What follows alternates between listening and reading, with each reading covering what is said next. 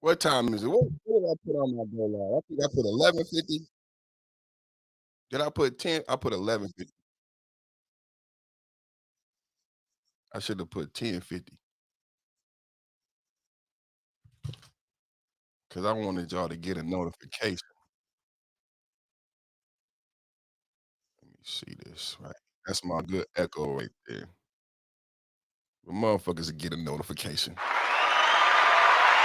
Motherfuckers give a notification. I ain't gave a notification on the Roger Report. I didn't create a live stream. The motherfucker 5.0 is gonna fuck with your bro. 5.0, no 5.0, 5.0, 5.0. It's been a minute it's been 2 days, man. 48 hours, man. Your body would be rotted. Case closed, man. It's been 48 hours, man. Case closed, man. Perfect and did it again. Case closed, man. I'm listening in the building. What's up? I'm listening in the building. That's my brother right there. Shout out to everybody hanging out, man. 5.0. Brand new trend. 5.0 is men elevating men. 5.0 is setting a new trend. 5.0, 5.0, 5.0. 5.0, 5.0, 5.0. 5.0, 5.0, 5.0. 5.0, 5.0, let's go. 4.0, let them hoes in the jaw.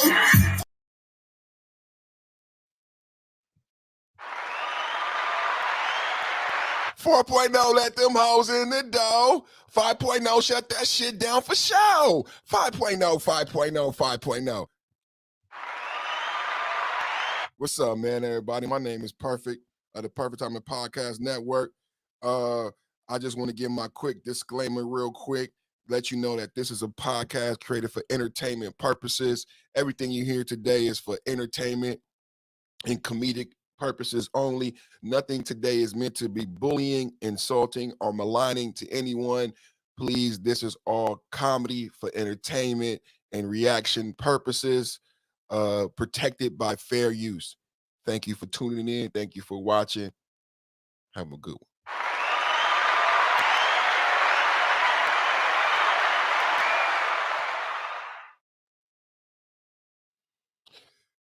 To our intro, ladies and gentlemen, to our intro.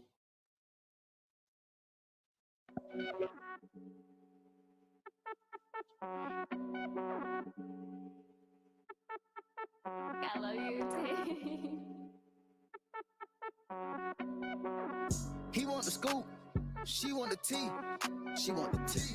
I cannot speak, we keeping it street, we keeping it street. I took a loss, but you still gon' get beat, you still gon' get beat. How much it costs?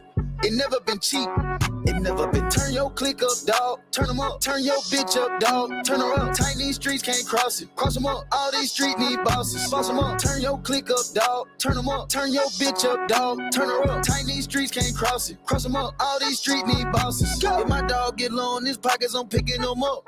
We came from the bottom together, my nigga, we get it, we splitting it up.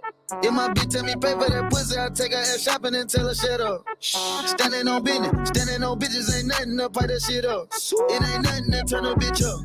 It ain't nothing to turn your click up. Ain't nothing. Shit, we turn the jeweler up. Just look at the diamonds we bust. Look at the people we touch. Shit, I'm feeling like Puffy and Russ. I'm sitting this shit like a toilet, little nigga so nasty, I never been flushed. Nasty. Go. Bulletproof rappers, it came with a kid on it. The switch it too light, it kick if you spit on it. Hundreds of bands, I put a little shit on them. Dope in my hand, I had to go flip something. Flip, go, it's gone. He want the scoop, she want the tea, she want the tea. I cannot speak, we keeping it street, we keeping it street. I took a loss, but you still gon' get beat, you still gon' get beat. How much it costs?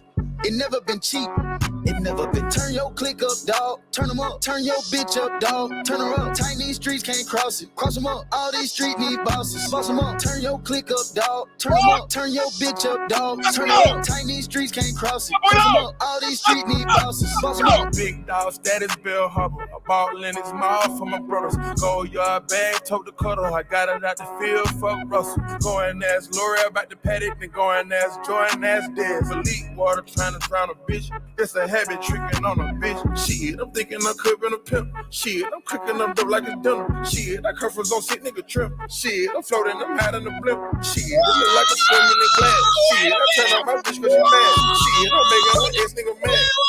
Wait a minute, perfect right there. What did he say?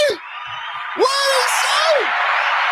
Monday Morning Madness. Thanos Monday, perfect time podcast in the building. Go ask Lori about the paddock. Huh? Go ask Lori Harvey. Huh? Future Hendrix in the building. Quavo on the track. Fuck Russell Wilson. Go ask Lori. I should have been a pimp. We running it back.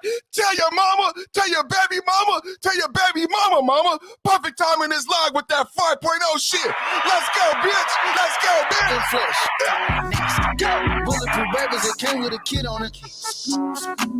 The switch it too light, it kick if you spit on it. Hundreds of bands, I put a little shit on them.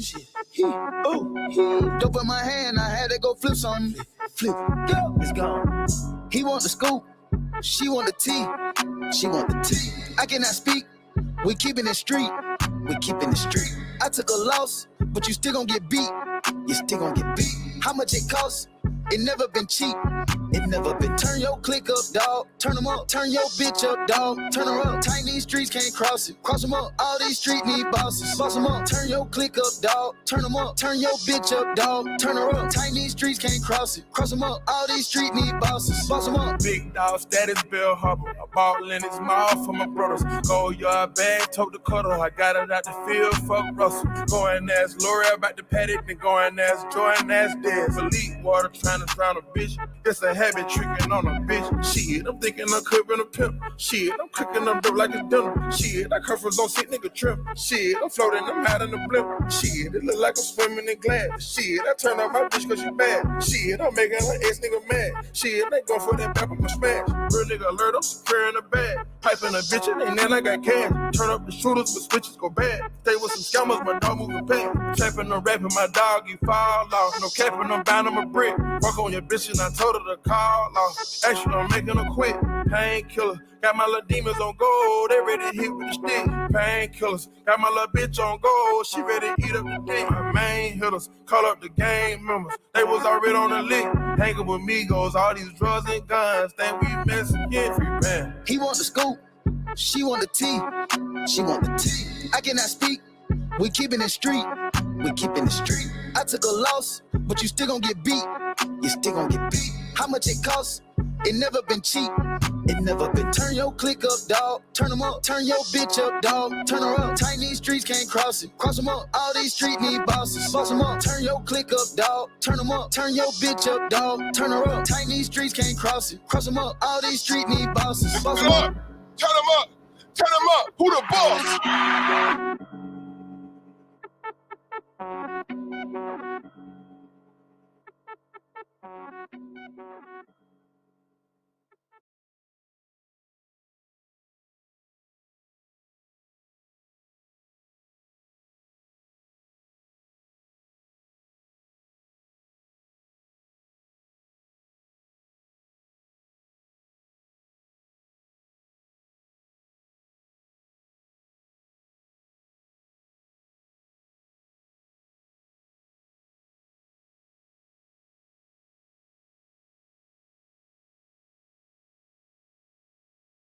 Nasty. Go. Bullet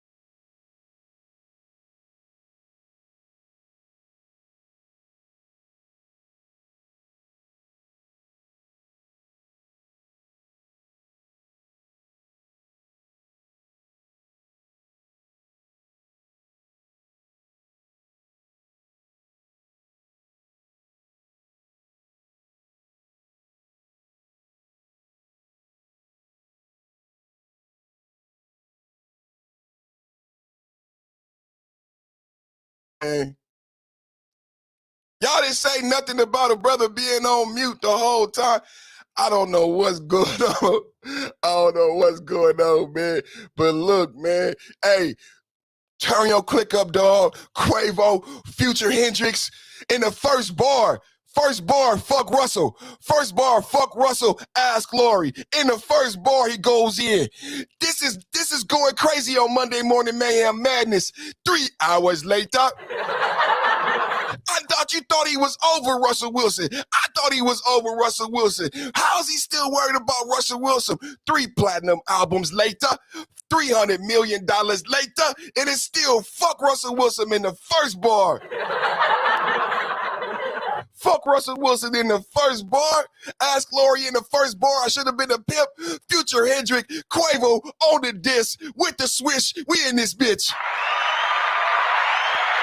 Should he be over Russell Wilson? Should he be over Sierra? I don't know. But we gonna talk about it 5.0. Is you fucking with him, man? Are you with Future Hendrix? 5 hours later. Are you with Future Hendrix still talking shit about Russell Wilson 8 hours later? How many years has it been? It been 5,000 years since you first heard about Sierra and Russell Wilson. How many years has it been? I mean, technically, they married, you know what I'm saying? And then the brother did an interview where he said he was good. The brother did an interview where he said he was good. He said, you know, I understand. Because at first he was hating. Check out my thumbnail. That's a fire-ass thumbnail. Y'all see that thumbnail? Future said, I'm hating, man. I'm hating, man. Future hating, man. You know what I'm saying? Hey, but is it hate? I don't know what it is at this point, man. I don't know what it is. What's up with you, man? How's everybody doing, man? Future versus Russell Wilson. We're going to get into Robert Kraft and Jay-Z monkey ass. That's a good one.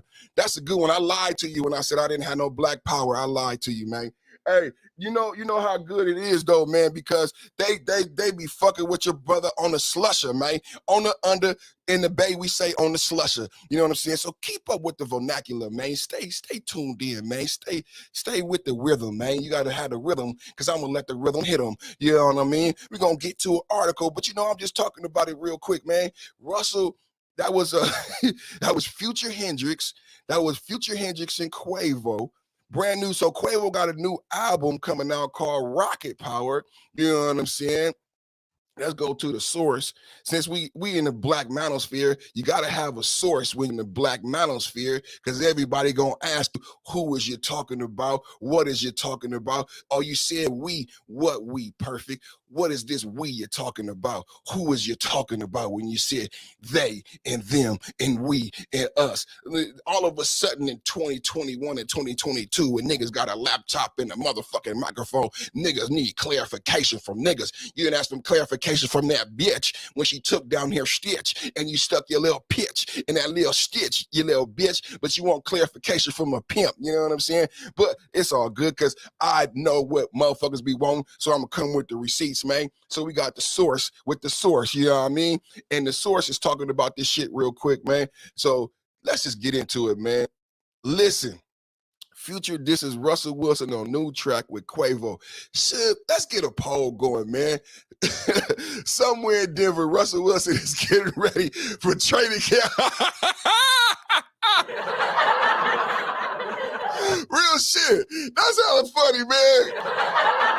Real shit, man. Come on, man. He fucking the shit out of her. You know what I'm saying? He done won Super Bowls. He getting ready to play football. He tripping off you, Future. Hey, let me know how y'all feel about it in the chat, man. We gonna get a poll going, man. You know what I'm saying? I love how they started this shit off, man. Somewhere in Denver, Russell Wilson is getting ready for training camp. His second season with the Broncos, and out of nowhere, he catches a stray from his wife's ex-boyfriend. I fucked your bitch in some Gucci flip-flops. Future revisited a romance with Sierra, but mainly to diss Russell Wilson. What a fucking Monday. I love it, man. Sometimes, the internet and the social media gods, they bless us. They bless us with beautiful essences, and it's just so juicy. It's juicy and dripping with so much goodness. Oh, it's lovely. You couldn't pray for this shit. Russell Wilson still pissed off at Sierra, and Future Hendrix still pissed off at Russell Wilson. Is the pussy that good? This is what you gotta start asking. This is what the black bitches, this is what bitches gonna say, man. Was the pussy that good, man? That's what bitches gonna say. Oh, he's still, you know what I'm saying? And they gonna say that, but that's why he said right after that line, ask Lori about the paddock. You know what I'm saying? So there's some crazy shit right now. Everything going haywire, but that's all right. We still fucking with it. YouTube unexpectedly. Okay, resume. What's going on, y'all? So, okay. Future Hendrix. This gonna be a good one today. I don't know. You know what I'm saying? They fight the power. Fight the power that be, because, this type of shit is so much writing on the wall where you can't even have fun. It's a podcast. We with the jokes. I'm going to make jokes about Sierra, skinny, scrawny, manny looking ass. You know what I'm saying? We're going to make jokes about Russell Wilson now playing for the Denver Broncos. Is that enough? We got jokes on that right there. This nigga played for the Denver fucking Broncos. This little micro midget, man, put on the Elway jersey, man. So he's still trying to play football, but now he in Denver, Colorado, of all places. Mile high. Ha ha, ha ha, Mile high. Mile High City. He not on the Seahawks no more. He in Denver. He in training camp, and here come Future. It's like Future just waited. You know what I'm saying? It's like this 2023, this troller, who gets the troller of the year? Can we nominate Future right now for troller of the year? This man wait.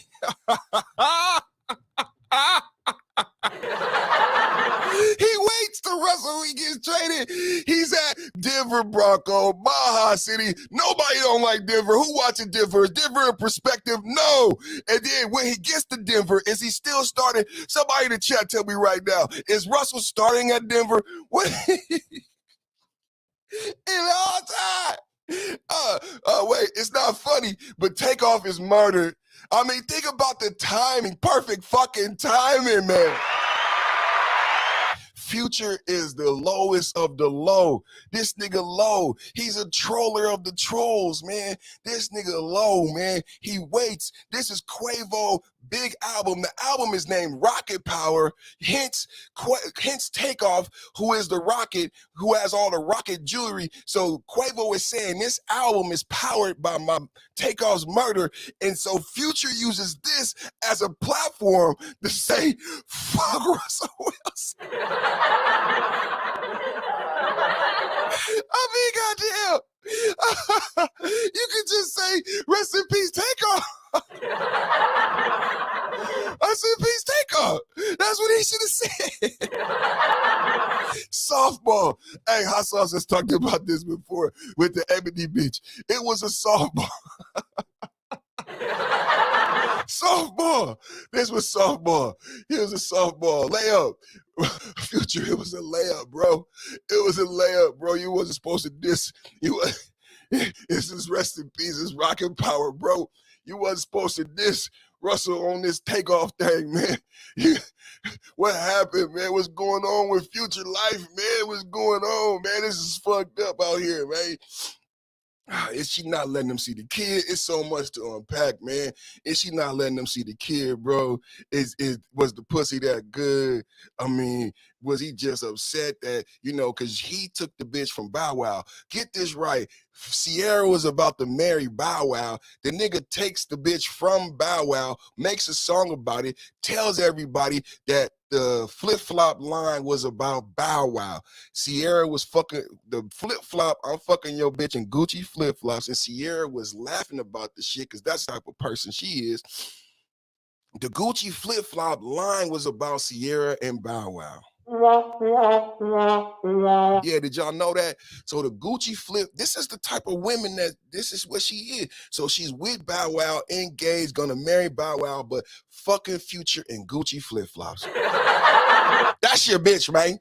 That's your bitch, man. Hey, get your bitch, man. Turn your click up, dog. That's your bitch, man. So that's what happened. So now Russell Wilson does the same thing in Future, and 8 hours later, Future is dissing Russell on the motherfucking Rocket Power Takeoff tribute album. This is crazy. So the next thing we got here is the diss occurred on Quavo's new single, Turn Your Click Up, where Future can be heard rapping, I got it out the field, fuck Russell. Future also name dropped Lloyd Harvey and Des Dior. He went the fuck in, man. He went the fuck in. This is 56. This is I'm like, what he say fuck me for? I'm like, what he say fuck me for? I'm like, what he say fuck me for? I'm like, what he say fuck me for? I'm like, what he say fuck me for? I'm like, what he say fuck me for? I'm like, what he say fuck me for? I'm like, what he say fuck me for? Yeah. Russell Wilson, when he hear Future diss him on so they going in, the memes is going crazy, Twitter is going crazy, the world is on fire. Future, I gotta fuck.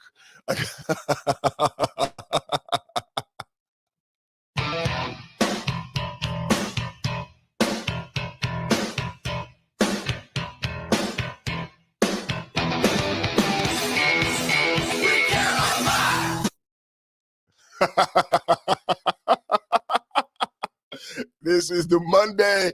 This is the Monday. You can't make this shit up, man. Russell Wilson gonna drop a video of Little Future behind and Happy and Loving 2-parent house. Oh no, man. Play the video. Play the video. We gotta stay right here. They ain't gonna play it right here. It's okay. So that's the first story today. That's the first story today. How y'all doing out there in TV land? Oh my God, I have fun with that one, man. Russell, what's you going? Russell? It's a cold world out there, y'all. It's a cold game. It's a cold game. Let me put my spectacles on. Got my spectacles on. You blind. You can't see. You need to wear sunglasses like DMC. You blind. You can't see. You need to wear sunglasses like DMC. Man, we got the hardest hip hop, man. I don't know what you talking. Fuck you, man. Fuck out of here, man. We got the hardest hip hop, man. Now, when I say whose house, y'all say Ron's house. Whose house? Say what? Ron's house. Man, I seen that live in concert. And Ron would say, whose motherfucking house? When I say whose motherfucking house, y'all say Ron's motherfucking house, because he would cuss in concert. Whose house? On the song, you just didn't hear that part. Ron's house. We had the hardest hip hop, man. Shout out to Run DMC, man. The whole Simmons family, man. This shit is fire, man. This shit funny as shit, man. So y'all heard the hot single, man. Turn My Click Up, dog. Russell Wilson is still mad at Future. Future, is Russell mad at Future? I don't know. Future still mad at Russell. You know what I'm saying? Jeffrey Woodland in the building. Shout out to my brother Jeffrey. And Jade in the building. Salute to you, brother. What the fuck is going on? Shit.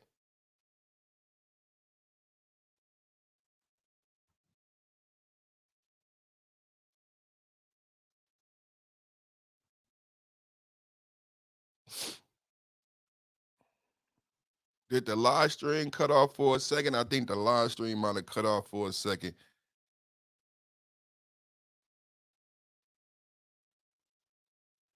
I think the live stream might have cut off for a second, but we still live though.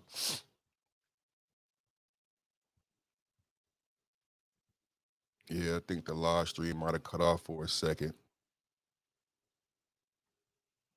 I wonder what did it. I wonder if it's that Quavo record. Sometimes you play a record and the record is a brand new record. The record is a brand new record. And they don't like when you play the brand new records. But we played it. It was lit. We in this bitch. And you gotta trip off the messaging out here. You know what I'm saying? Chef Mike Roundtable, what's good? Chef Mike Roundtable, what's up, everybody? Let me put my link in the chat if anybody want to say what's up or comment and chop it up. You know what I'm saying? We had a good conversation on the Roger Report this morning. The brothers was reviewing the movie New Jack City, and then, you know, I came with some heat at the end, you know what I'm saying, to give some pushback on the conversation. I think sometimes the audience, and I love when the audience disagrees and get upset at me because it's entertainment. You know what I'm saying? I'm a content creator and a YouTuber, and the goal is to be provocative and to come with alternative perspectives. That's why my name is Perfect. And that's why I create content. If I was going to say the same shit that you was going to say, why the fuck would I create content? If I was going to have the same perspective that the normal motherfucker every day, running the mill motherfucker would have, then I wouldn't be here right now, goddammit. So I come with the perfect perspective. You know what I'm saying? So I got to shine a light. And then my goal with all of these topics is to make you think and take a look in the mirror to look at the perspective you have and whether or not it's your own. Because we live in a time of narratives, right? I'm having fun today, but today is still about narratives, right? We live in a time of narratives, right? And a lot of people have opinions that are not their own because they don't understand how the social media feed works. They don't understand how narrative works, how messaging works. We talk a lot about propaganda, but there's intricate nuances to the way propaganda works, which is why it's so successful, right? Which is why media is so compelling and why a lot of times real propaganda, real narratives and messages are in front of you and you don't even know it. It's a Coca-Cola can, right? It's your ice cream. You know what I'm saying? It's not always CNN. CNN is not going to be the one that's going to be the best purveyor of the narrative and the messaging, right? And they know this, right? CNN and Fox is more of a distraction. But you know who conveys a good message? Saturday morning cartoons and the cereal that goes along with Saturday morning cartoons. How many of you remember the songs from Saturday morning in the cereal, your favorite cereal? Think about the characters. Think about the colors. These things are etched in your memory forever. The way girls remember Little Mermaid, the way girls remember Beauty and the Beast. Girls connected to the princess, the Disney princesses differently. I did not realize this till I'm older and I'm dating beautiful women, and I realized how they attach to Fiona and these different characters. To me, it was a cartoon. It was much more than a cartoon for the women who were watching and experiencing this princess life over and over again. Disney princesses in many different facets, in many different colors. That was complete messaging, narratives, and propaganda. So a lot of times I'm wondering, and I present an alternate reality so people can come out the pod and then recognize the red or the blue pill, the black pill, the red pill, but don't be sleep no more. Don't just believe the narrative. Don't believe in the Disney princess theme, because a lot of people are speaking from narratives, from think tanks. When you talk about feminism, toxic masculinity, a lot of this shit that people say, morality, you're speaking from the voice of an agenda and a propaganda. And a lot of times I know by the way people answer and the way people chat and the comments that they leave that they haven't given a true focus to all of the parameters and how it really looks across the whole board. A lot of us have tunnel vision, and when we think about this, especially black manosphere, well, this was not good for black men and black people, and we deal with it like this instead of a global, more political. That's what I was bringing the other day, way of looking at things, right? And I think we're too comfortable with the narrative. Even if I'm wrong, even if you're right, I don't want us to be so comfortable with messaging. We have to be able to see what's unseen and read what's not being written in between the lines. It's too comfortable. They're so easy to push a narrative. And right now, I told my wife, I've been telling the brothers, there is a feeling in the air. Today on Twitter, trending is black men. One of the top trending topics on Twitter today is black men. A white female feminist had said on Twitter today that black men should get less pussy until they stop being so violent. And this is what the King Kong Kung Fu. This is a white woman, and she's saying on Twitter, go to Twitter right now. I'm not going to show it because I'm not going to give her light. She's saying right now on Twitter, black men should get less pussy until they stop being violent. And then she doubled down and said, nobody would get mad at a woman saying, telling her girlfriend to not date a cop. No one would get mad at a woman telling her friend not to date a football player, right? And she's saying that, and she's equating dating a cop, dating a football player to dating black men. She said, so why is it bad for me to say and tell women not to date black men when black men are responsible for femicide? This is number one trending topic. You know what hurt me is that underneath it, all the black women are supporting everything that she's saying. That's right now on Twitter.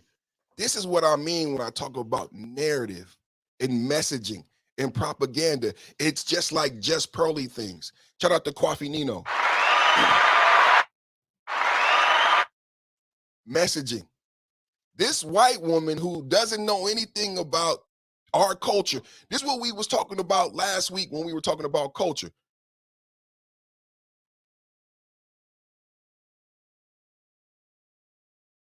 We got an Ivy Leaguer in the building. What's up, hot sauce?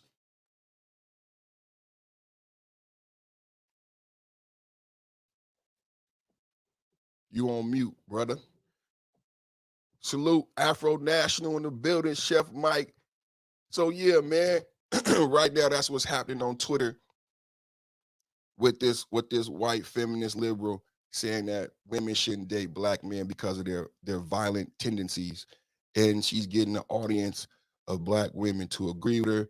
And then also on Twitter at the same time, under the same hashtag, is an Indian brother. I don't know if he's Indian or Pakistani, and he's sitting in the pool. I don't know if he's trying to be the next Andrew Tate, but he's saying why people don't want to date black women. I'm not going to play that video. I'm sure there's somebody in the black manosphere who going to play that video. Y'all, I'm not going to play that video on my channel. You're welcome to go watch both of these videos and see the tweets, but I'm no longer going to be a help with these motherfuckers and their bullshit, because both of these are non-black, non-ADOS people benefiting off of our trauma, right? He's going viral based on our trauma, and she's going viral based on our trauma. So this how it could break down. It could break down to, hey, I'm on his side, even though he's not ADOS, because he said fuck black women, and I'm from the black manosphere, and I hate black women, right? So I should play that video and side with this dude, just like y'all did with Fresh and Fit, and y'all got upset when Fresh and Fit showed their true colors, but I told y'all about Fresh and Fit not being ADOS and FBA. So I'm not going to side with this brother who's not ADOS FBA talking shit about black women. And I would say the same thing to black women with this white woman, just like Just Pearly Things, who want you to side with her because you may have trauma associated with black men. This is a divide and conquer. This is what's happening. You got an Indian brother saying fuck black women. You got a white woman saying fuck black men. And then you got us taking sides. And it's so easy to separate us. These people are young. They're 20. They haven't lived through any racism. They don't have any connection to the ADOS FBA struggle. And we just split apart and say, fuck each other. So quickly and easily. You know what? You're right. Black women, that's what's wrong with black women. You know what? You're right, lady. That's what's wrong with black men. And it's so easy to divide us. That's why you hear community and shit like that. But Hot Sauce, what you think it is? Fuck Russell Wilson in the first 4 bars. He didn't even say rest in peace Takeoff in the whole song. Fuck Russell and ask Lori. The biggest pimp, the biggest troll. Future Hendrix, fuck a Grammy. Hey, Hot Sauce 9000. Hey, you got some competition. 8 hours later. They've been married for 10 years. His son about to be 16. His son should be driving, getting pussy. And Future ain't forgot about none of that shit. Into 2023, Future starts off the Takeoff Rest in Peace album, a tribute to Takeoff's murder. The nigga got murdered in a bowling alley. Just his body ain't even stinking yet. The body ain't even stinking.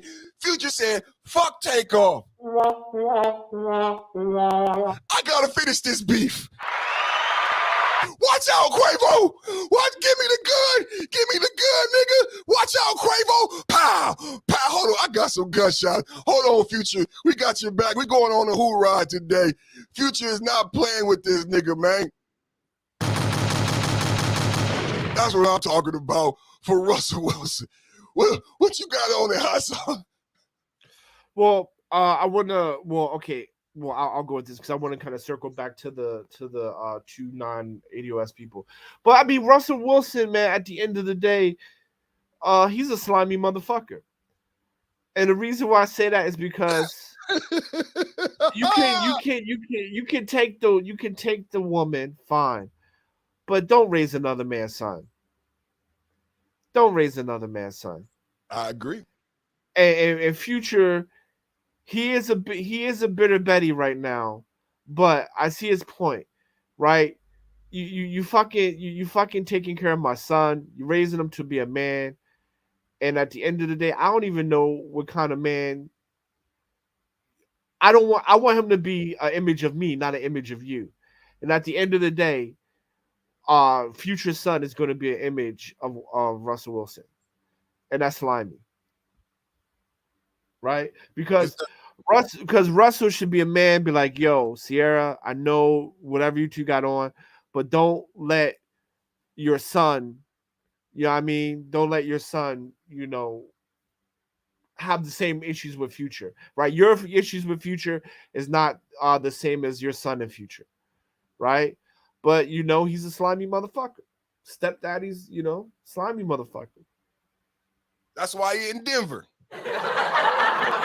Exactly. Future waiting for the nigga to get traded to Denver.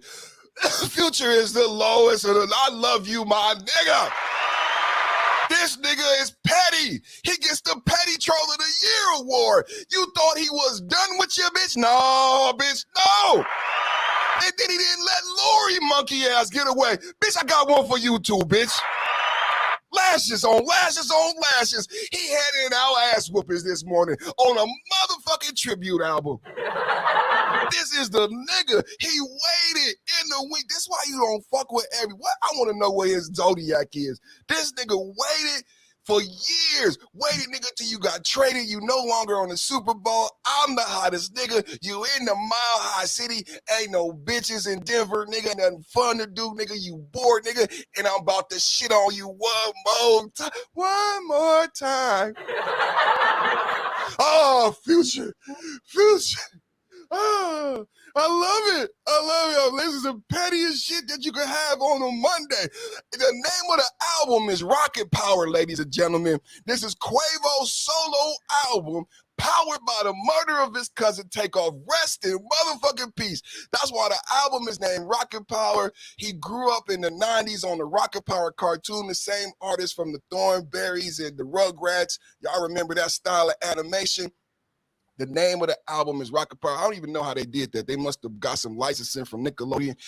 Think about when I said about with Hassel, we used to talk about Disney. Think about the messaging. So this nigga sips lean, talks about murder and drugs, and he names his album after a children's cartoon. He probably gonna use similar imagery from the children's cartoon in the promotion of the album, which is also promoting the drugs and the violence and the narrative and the messaging that I was talking about. So again, it's not CNN, it's not Fox, it's real subtle, it's in your face.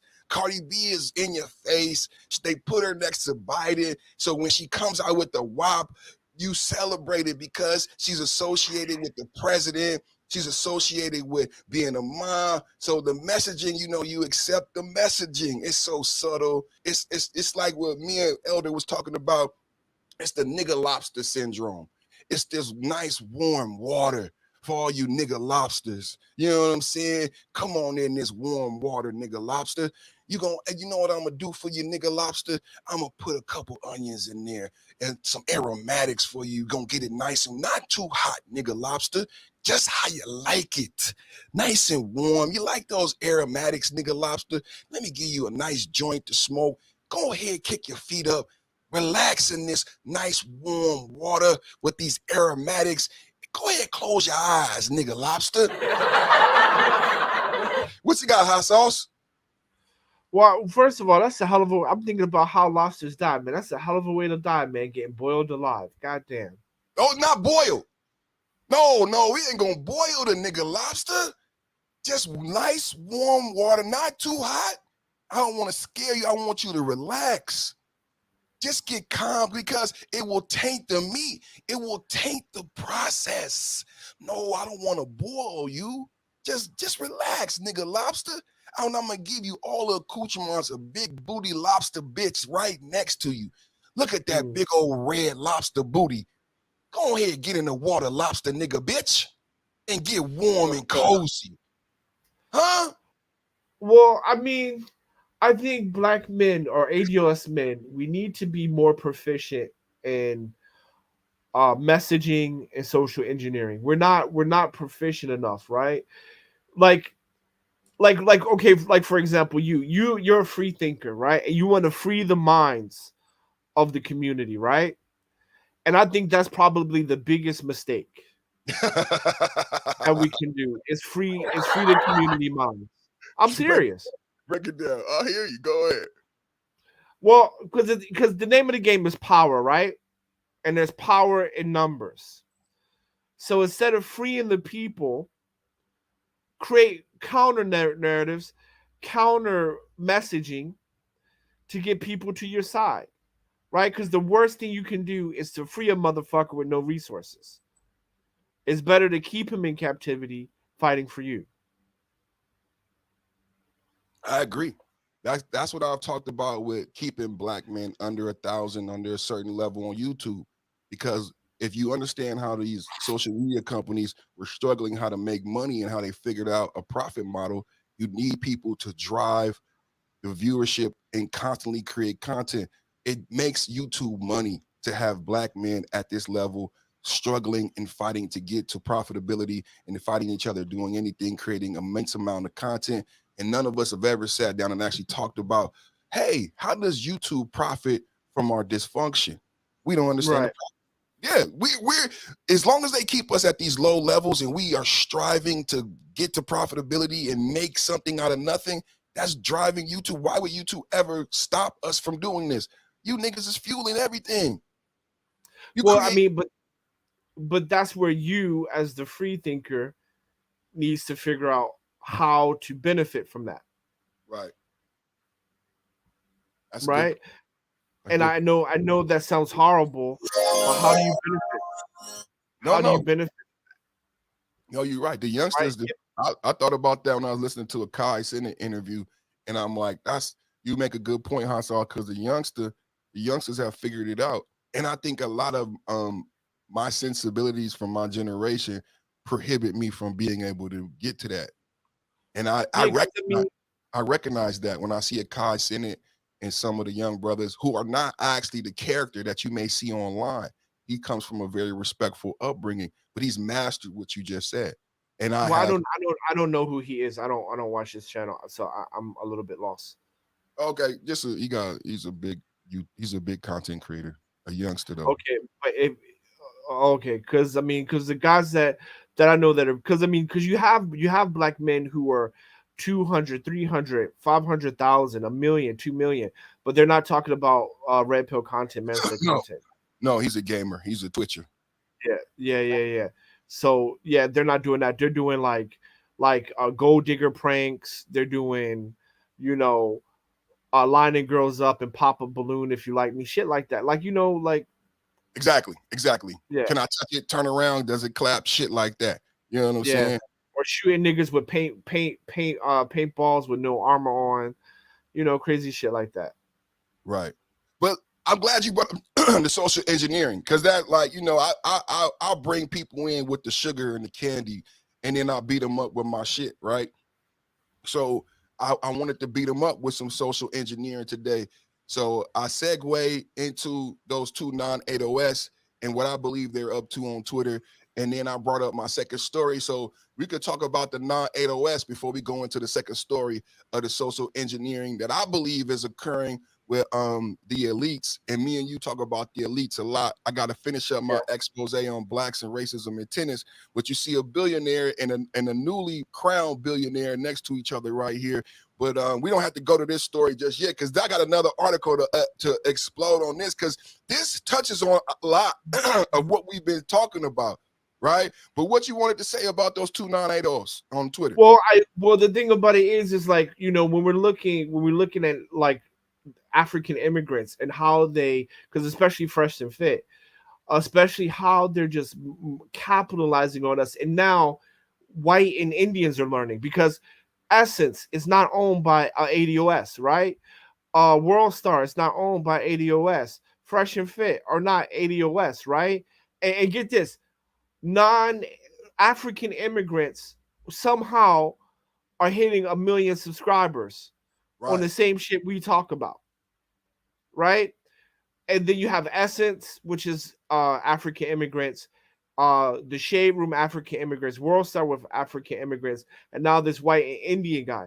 So at the end, at some point, no matter how much we hate each other, right? No matter how much a gender war is, we have to have a level of racial pride, tribal pride, to Say be like, that. you know what? I hate you, but I hate them more. Right. And we don't. I brought that up today. That was my whole point today on the panel, man. This pride, we lack pride and understanding. This is what we find so attractive about the Latina. You know what I'm saying? And why we want to date an Asian woman. It's because of the pride and the family. And which I And what see, I what I say is original black culture. Because yeah, I live intimately with these people, and they don't live like that in Cambodia. I'm sorry to tell you. They don't live like that in El Salvador. When they came here from Cambodia, El Salvador, and the Philippines, the people they saw standing upright, wearing suits, going to work every day in the factory, making good money, driving big cars, going to yeah. church every Sunday, those were Negro people, and they emulated those Negro people. They didn't have churches and shit like that where they came from. But if Bro, you look at Asian people in America, I'm sorry to interrupt you, they are very spiritual. They go to church every Sunday. That's not Asian culture. That's what I meant. That's not Chinese culture. But in America, they go to church every Sunday. They pay tithes, they pay taxes, they work hard, and they go to school. That was Negro culture. When they came here, the first people they saw doing that, and they mimicked brown pride, yellow pride, red pride, black power, red power, yellow. That was the chance. And they were right up under us because they wanted to be like the American Negro, like Elder said, who fought to be called black. The reason they had the red power, yellow power, and all that shit right up under it, because they didn't live like that where they came from. And they wanted to live like that here. And they attached, and we're going to talk about that later with Robert Kraft and Jay-Z and the new motherfucking interlopers who have attached themselves and benefit more. And that's what the fuck they did. What you got, bro? Yeah. Well, I mean, because my whole thing is when we're talking about like the racial pride and things like that, and that's where I have to come into to question when it comes to black women, because black women are talking about well, we need to stay like we shouldn't lead and all this and that because something supersedes gender. And race is one of those things, or tribe is one of those things that supersede gender. Because you can see the Cambodians come over here, sleep 12 motherfuckers in a single room or a studio. I don't know if she respects the husband or not, but what she is about the next generation is going to be better than us, right? When back in the day during World War II, right, when Italy, Stalin invaded Russia, Russia did not have the military that it had today. You had women or horses with Molotov cocktails charging Russian at tanks, Italian tanks, to blow them up, right? Blow themselves up and blow them up as well, right? Because at the end of the day, you are not taking Mother Russia. Fuck that. All hands on deck. How did OJ And so get my question is how do we get black women to get like that, or how are they not like that? Because if you want to hate me, okay, fuck it, hate me, just hate them more. But for some reason, we don't got that. Every race has that except us. It was again back to the messaging and the narratives and why I want people to be woken up from the pod and be free thinkers. Because when I said, why did OJ get acquitted? Because black women acquitted OJ. Because black women thought like that at a time pre-Oprah, pre-Color Purple, pre-black gynocratic politics. If it was not Nail Carter, the Moniques is what is the reason why OJ was not, Johnny Cochran did not just get black women on that jury, he got big, beautiful black women on that jury. And those big, beautiful black women of the 80s who raised me, who went to church, who wore stockings, who knew how to cook pound cake and banana pudding from scratch. Ooh. They said OJ might be wrong, but OJ is ours. Right. And it took hell and high water for them type of black women to find OJ guilty, and I can't say the rest of the thing that they accused him of. Yeah, I mean, I'll never say he was guilty. I'll never say that. Specifically because of the crime. Those black women didn't see that as a crime. Right. So what happened to that type of racial pride? It did exist. Social engineering. So because what happens is things get attached. And that's the second story of today. When I saw this, it immediately woke up my eyes. And so you said, why don't we have this pride, right? Because they make it impossible. And this is what it means, because if you listen to certain Democratic shields, and they're on YouTube, and the way they define blackness in 2023 is linked to things that makes it impossible for you, if you don't hold those beliefs true, to have pride in blackness. Well, I think you to require black people to have pride in blackness, or to open their mind and free their mind of having pride in blackness, I think that's the wrong way to go. We have to figure out how to engineer or manipulate their feelings, yes, to have black pride. I don't, you got to do what's effective, and social engineering is quite effective. I agree. That's why I started off with Coca-Cola and ice cream. That's why I start my podcast off the way I do, with Coca-Cola and ice cream, and then I give you the spoon, make the medicine. So what kind of initiatives can we do? Like guerrilla warfare, right? What kind of guerrilla social media tactics? Because you no longer need big commercial budgets to influence. So what do we need to influence black women to get back on Tribe Code? Because maybe loving us and caring about us, maybe, that's not in the card. But fuck that. We don't need that. But what we need now is we need to create a very vicious racial dog that's going to attack anything that goes against ADOS or FBA.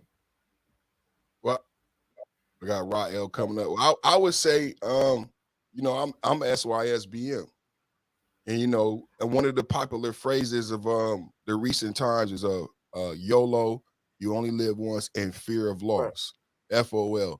And I believe fear of loss is based in psychology, and it's a real thing. And you see the response with soft girl, more black female content creators. Everything you see is you can attribute to fear of loss.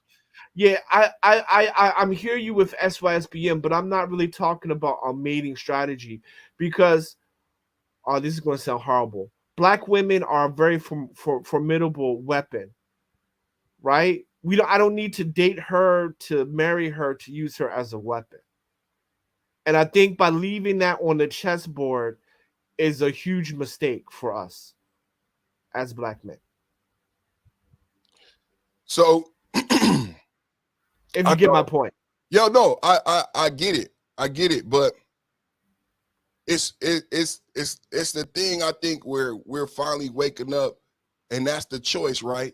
Is if you see them and you say, I would say, whose weapon?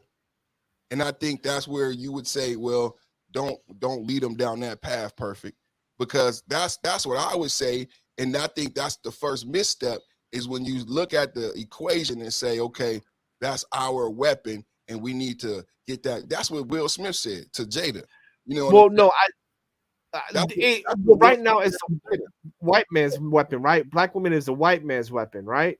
That's what I'm saying. No, yeah. So, but what I'm saying is that you don't need to love me. I just need you to attack some white niggas. And so, how do I get that? How do I get possession of that weapon? That's what I'm saying. That's what Will said to Jada, though. And is that the most prudent thing to do when it's not your weapon? When the weapon is already gone, it's like Thor, and someone else can use the hammer. You know what I'm saying? Like Thor created a new weapon. Right. You know, Thor created it. So as a god, as a king, if someone already took that my bitch, my queen, it's his now. I can create a new bitch. I can create a new weapon and go kill Thanos. I'm gonna create a better weapon. It's gonna be the axe, and I'm gonna cut Thanos' head off. I don't want that weapon back. It's been in another man's hands, and that weapon has been allowed to be used in that power by. So I don't really. Yeah, that's the MCU bastardization of. No, I disagree. This is the one time. Yeah. This is the one time I'm gonna have to say we're gonna have to spit roast this chick, right? We're gonna have to share her because she's too powerful just to let go, right? We're gonna have to spit roast. Okay. What's up, Rael? What you got on it? Peace of the panel. Peace of those listening.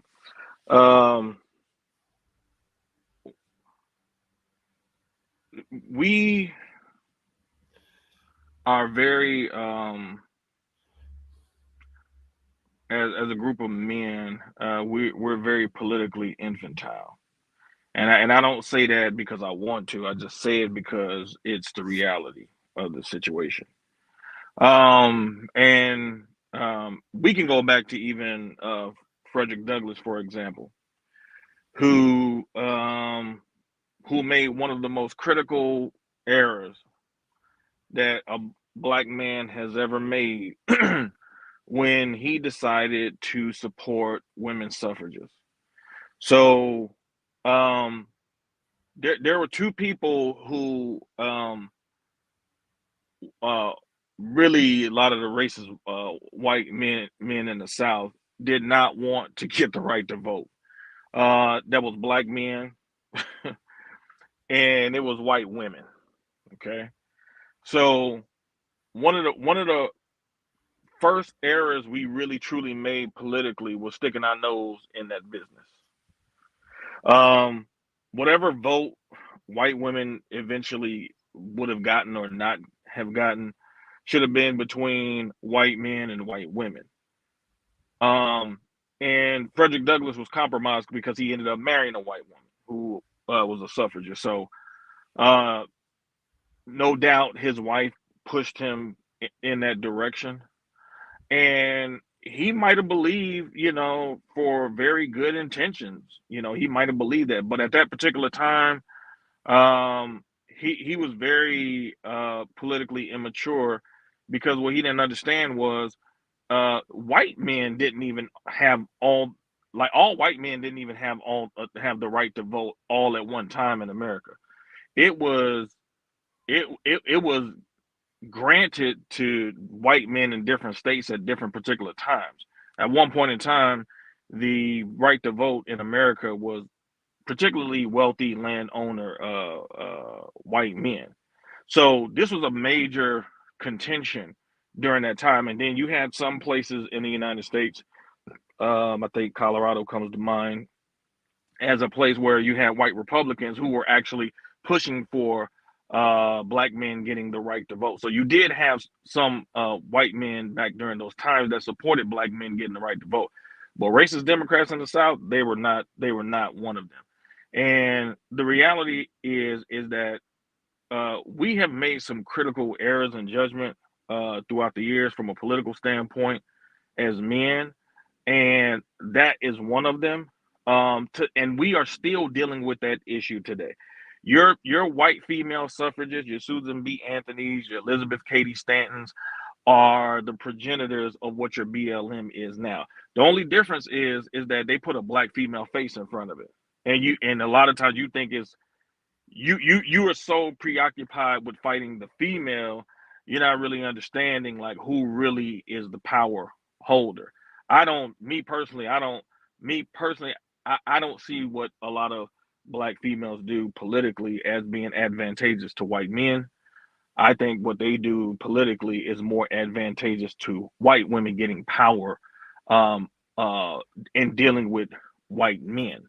And then in some instances, there are some white men who can benefit from this power dynamic. But overall, I think that we have really made some serious, grievous errors. I was talking to somebody the other day about this as far as civil rights and how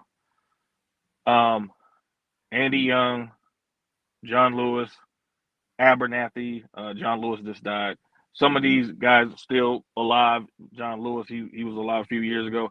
Many of these guys claim the fame was Dr. King. And these guys have just let the LGBTQ community just completely co-opt civil rights. And this is supposed to be their legacy. And they have never pushed back against that. They have literally, we could sit here and be like, man, well, these white folks did this, man. But the people who were alive when they were doing all this stuff have still been alive when a lot of this stuff has been transposed onto other quote unquote movements, and they never even defended their legacy. So at a certain point, like, we got to become much more politically astute. We got to become much more politically gangster. We got to become less politically egalitarian, because a lot of our politics is centered around egalitarianism, and that's why a lot of times we're losing politically, because we want to help everybody else at to the expense of our own well-being and our own aims and wishes. Well, I mean, but you can hold even see on, Hot Sauce. I want to go to Elder. I want to get his intro, and then I'm gonna give it right back to you. So Elder, no, I'm curious to hear Hot Sauce's response. I don't necessarily need an opening statement, so please. So I'm gonna give it back to Hot Sauce, and just for context, everybody, what's on the screen and what Rael just said is very poignant, because I got Jay-Z and Robert Kraft working together, donating millions for banned books. And what I just put up on, as we were discussing, is another article that showed the banned books and the percentage of the books because that are actually dealing with POC, ADOS, FBA is less than 30%. The majority of the books that's been in question that you've seen in the news have been linked to the LGBTQ community. So this is exactly what we're talking about here, is Jay-Z, who you most see as the most richest, prominent black man. Kanye's not acceptable. Jay-Z is palatable, now giving millions of dollars for banned books. And what you see on the banned books list is over 80-90% of the books that people want banned are with LGBTQ. And in this article, what you see is a linking of black and LGBTQ. Even in the article, it's a dash in between those two words. I've brought that out before. You've seen this in the Green New Deal and other Democratic writers and literature, where they link black is synonymous now with LGBTQ.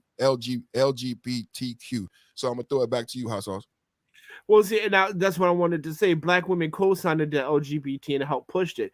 You see, they're very useful, right? So I'm not talking about supporting them, but on the other hand, they're extremely useful. Even right now, what one out of four Black women identify as some type of pansexual bullshit, right? Pushing at people of color, pushing the LGBT, pushing intersectionality, right? They're very useful of pushing agendas, right? They're very useful. So that's what I'm saying, right? Instead of like pleading with them, open their minds, it doesn't matter. We need to find ways to manipulate and use that power for our own benefit. You can hate me, but just hate them more. No, when Well, no, go ahead. what you have is a logistical issue. And it was a logistical issue that was created in large part by second wave feminism, by abortion, by intersectionality. And what logistical issue am I referring to? I'm referring to the logistical issue of manpower, people power. When you when you have a shrinking of the population of Black people, when you have X number of double-digit millions of aborted Black children, probably most of them male, since at least most of the births are male, ironically. You have a dearth of people power.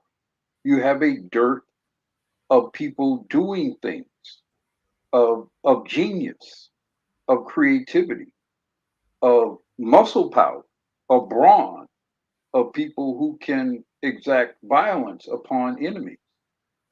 So, because you have a dearth or shortage of those resources, you pursue resources elsewhere with the flamers, with the people of colors, with the white women, with all these other groups. Because many of us who would have been or should have been here to fight for Black people, and especially for Black men, were killed in the womb or were never conceived to begin with, because where we are now is over, or the majority of African American adult male don't even have children. Now, there's a convenience for not having children. You're not besotted by all the issues involving child support and all those issues, the baby mama issues. But here's the problem. When you don't make people and the other people make people, over time, the sheer presence, the sheer resource of those humans being here eventually prevail over any logic, over any talent, over any ability, over any righteousness you have. When there's three of them here, four of them here, and there's one of you here, they prevail. And so what has happened with the liberalization, the liberation of Black women has been what you have, where all these other people fill in those spaces that we should have been, that Black men in particular should have been in. We're not here in the numbers, to the degree, to the resource level. We need to be here in order to compete. We're not even at replacement level now. Even with the baby mama factor, we're still below the 2.3 or whatever that's necessary to maintain a population of people. So we're not even collectively at replacement level. So then when you start talking about people of color and the flamers and all this kind of stuff, well, where are we? We're not here.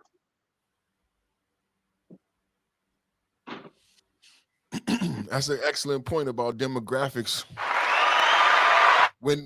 Excellent point that Rael made, that Hassan's backed up, about how when they link with white women, You can look at the recent Me Too movement, how successful of a tool they are to get agenda passed. So hot sauce, when you said that, no one is denying that white women have efficiently used black women to get everything that they've gotten in America thus far. They would still be getting motherfuckers drinks at the Playboy Club if it wasn't for the black woman. So I agree on her being an advantageous tool. But when it comes to white women, and that's where we get the gynocracy from, because they white women are not even siding with the white men anymore. It goes back to what y'all brought up earlier about January 6th. So it's not just black men in this position of knowing how to use a tool that's supposedly supposed to be their tool, but white men going through this same thing too, hot sauce, with their tool that is so powerful. They don't even have. Hold on. Let me just say this really quickly. All right, hot sauce. This is the time where you need to sow seeds of doubt and distrust between white and black women. That's it. Go ahead, Ryo. Well, the problem is that I'm gonna show some tonight. Okay. So the problem is that at least when it comes to white females, there came a point in time where white women got on code when they realized they pushed too far. See, Me Too went, and then you don't really even hear anything about Me Too the way you used to. Because there were enough older, wise white women who said, hey, if we keep pushing too far, these men are going to leave us. And you had a lot of articles that was written by a lot of white women that said that we're pushing too much with this Me Too stuff. Because they saw white men shutting down in the corporate environment, not willing to be their mentors and leaving them to flounder on their own in those environments.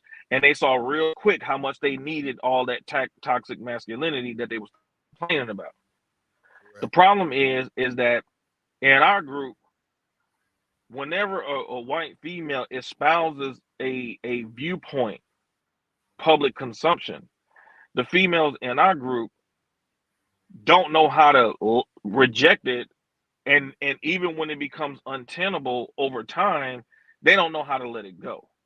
We've seen this in this space countless times with females who will, in one vein, they will sit there and complain about the content of certain men, but they'll simultaneously keep going back to the very content that's available while complaining about what the content is.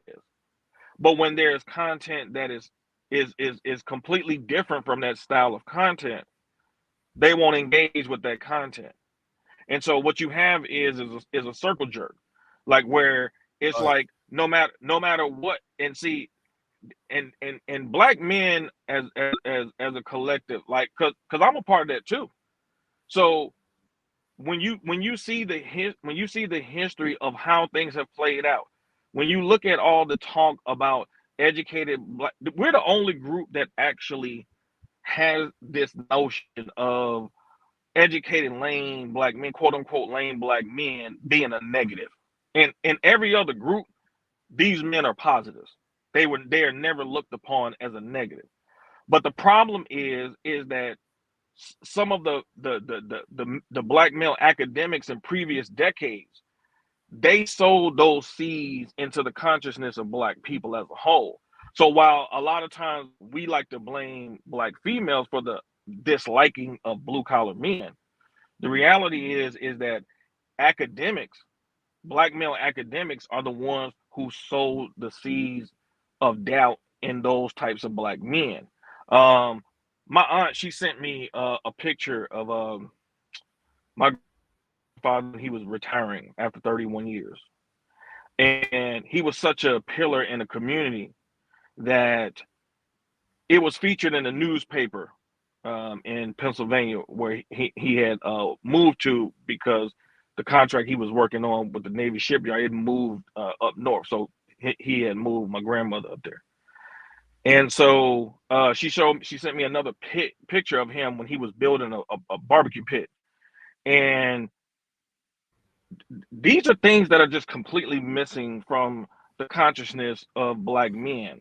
And this is why we have such a glut of black men who are just so hesitant on getting out here and really doing something, even though the environment is just right for us. Even Officer Faulkner, man, even he has said, he was like, yo, man, they have given you the keys to the kingdom, but you just won't take it and open up the gate. And so it's easier to blame black females. And yes, there is some shit, things that you can say where they're in working in concert with other people. But the reality of the situation is like if we could build in some of the worst environments amongst some of the worst types of men who existed in this country, as far as white men are concerned. I'm not one of these people that's sitting here thinking that we can't defeat silly women in their nonsense. And the best way to defeat silly women in their nonsense is to build amongst yourselves, because when they're going without and you have it, they are going to change that type of conversation, you know. And the reality is that we have to really own some of the errors that we made. As soon, for example, as soon as those white women attach sex and gender to civil rights, there should have been Thurgood Marshall and all of them cats should have been filing lawsuits immediately. They should have filed lawsuits immediately and said, if you want to give your women privileges and resources, that's fine. But you do that separately from what this is. They should have immediately attacked that, because once they allow white women to attach race and gender, uh, uh, um, sex and Civil rights. gender to civil rights, they opened up what it is now. And they have just been really derelict in their duty to defend the very thing that they said is the reason why we should respect what their struggle was about. If you're not going to defend it, then why would you bring it up as something that you actually accomplished when you're acknowledging that black men were the people who least benefited from civil rights? Like, you should be the main one as a black man defending what Dr. King and all these other people stood up for. But if you're not going to defend something that you fought for, well, why should we respect it? Because there's nothing really to respect, because you won't even defend it yourself. And they've been alive to do it. They've been alive this whole time to do it. I mean, John Lewis passed a few years ago, but he was one of the main proponents of LGBTQ. And it's like, well, that don't make any sense, because they never said to us when it was passed that those types of people were in mind. And so they had just completely let people like that co-opt what they claim they fought for, only to turn around and complain about the system. Well, when you fought for that stuff, you were supposed to get something from the system, but you let other people co-opt it, and you never challenged that once they did. You know, I'm not going to disagree with you, Rael. I think that there are some things that happen behind the scenes, and I think that there are some other issues that contributed to the problem. I think I don't think you can separate like the drug war, the war against crime, all of how those things attacked black men as a whole and distracted us, combined with abortion, distracted us from a lot of important issues, including our advocacy for black people and especially black men. When you have millions of black men being imprisoned at or even before the prime of their lives, then a lot of energy, a lot of political capital, a lot of financial resources that might have gone towards shoring up those issues that you're referring to, Rael, I would say I believe I put like the war on drugs, the war on crime, all of the incarceration. I look at that as as massive brain drain, massive resources drain, massive creativity drain, massive military drain, police, all these things that we could have done to improve Black people, Black community, Black men in particular, were stolen from us at the very beginning of our lives. Certainly at the stage of our lives where we would have been competing, where we could have confronted a lot of the issues that were happening in colleges, a lot of this intersectionality stuff. Brothers weren't in those colleges to have those debates. Those brothers were in prison, or those brothers were dead or shot dead on the street. We were talking earlier about New Jack City. That's where a lot of those brothers were. They were at some part of the monster of the scourge of the whole crack and crime thing. So I think part of what happened, I'm not going to debate, I can't debate the whys behind what Lewis and Gates, that generation of men did or didn't do. Like I said, I suspect it was more complicated than them simply refusing to do certain things or mistakenly doing certain things. I think sometimes people did what was available for them to do.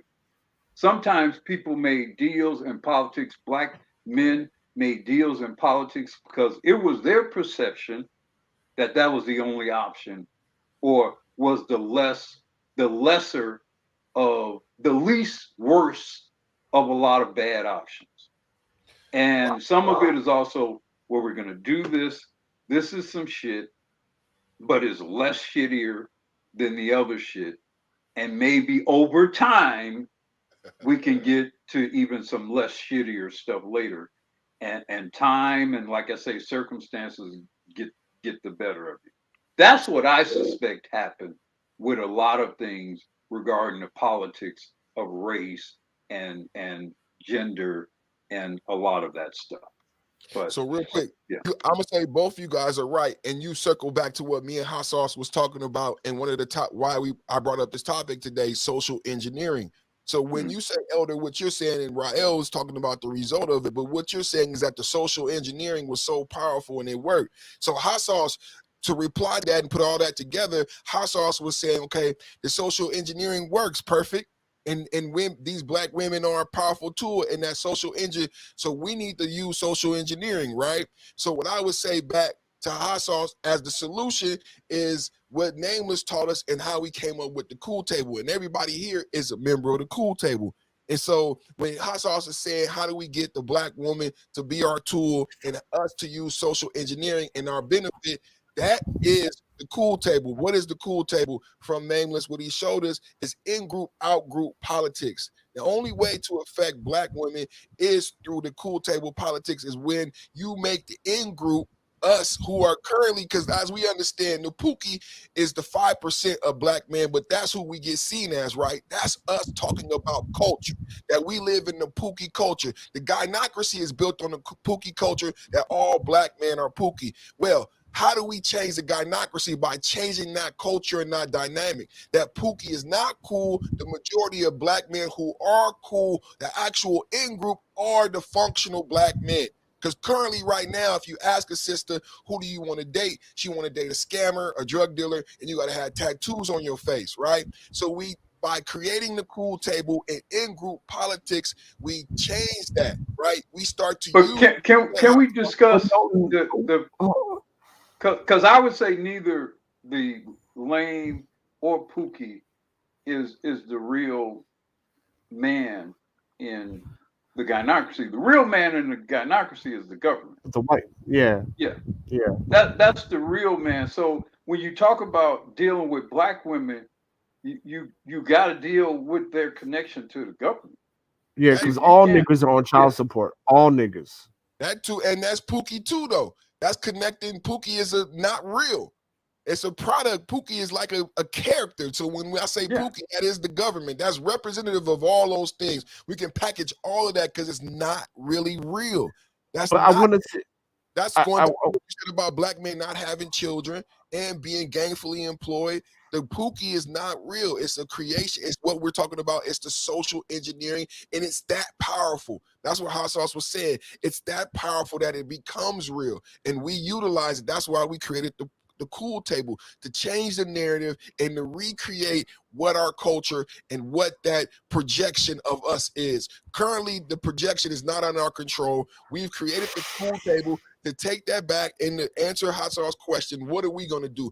The cool table, will we change that projection, right? And the new projection of black male coolness is functional black men. And then the out group is forced to mimic the new in group, and then the women are affected by that. That's the cool table. Well, no. Okay, well, I fundamentally disagree with Nameless. Shout out to him, no disrespect. I say we need an Operation Mrs. Doubtfire, where you put in embedded messaging to achieve specific goals. Because I'm not talking about marrying her, dating her, whatever. I'm not even asking her to not hate me anymore. I'm saying Operation Mrs. Doubtfire, where you're putting in things that's going to serve our purpose of what we need to be done. Just that simple. Let's watch this video. Let's watch this video to get some context of the conversation, because it started with two non-ADOS people on Twitter trying to, what I say, creating divisive content to get likes and money based off our trauma. So this is a video under the hashtag Black Men Today. I'm gonna react with you today. Fair use. Fair use. Article to which I came across something that I didn't know about Gloria. It talks about Gloria's new book, My Life on the Road, recounting her life, journeys, and travels, but look at the bottom paragraph. What is often missed or mischaracterized, however, is the work she did as a CIA agent. Steinem was a spook. Confused, I decided to dig a little deeper. Black feminism, the CIA, and Gloria Steinem. What follows is a fact sheet about Gloria Steinem's operations against the various social and political movements in America, particularly her role in creating a hateful and virulent strain of black feminism that attacks black men while partnering with the white establishment. Steinem first came across the radar of black men when she put a book called Black Macho and the Myth of the Superwoman by Michelle Wallace on the cover of Miss Magazine, which she controlled. Let's read on. The book was written by a black feminist and activist, quote unquote, named Michelle Wallace, who came out of nowhere. She was in her early 20s, yet she was being touted as the leader of black feminism. In the book, Wallace called abolitionists like Harriet Tubman and Sojourner Truth ugly and stupid for supporting black men. She called black revolutionaries chauvinist macho pigs and advised black women to go it alone. Go it alone? Do it alone? I don't know. But peep what Gloria said. Gloria Steinem said that Wallace's book would define the future of black relationships, and she pushed hard to make sure the book received massive publicity. Define the future of black relationships? What's the bottom line? The bottom line is the so-called black feminist movement was created and manipulated by the CIA from the very beginning. The only difference between black revolutionaries and black feminists on this issue is that black revolutionaries know they were infiltrated and manipulated, but black feminists are still unwilling to admit that they were infiltrated and manipulated.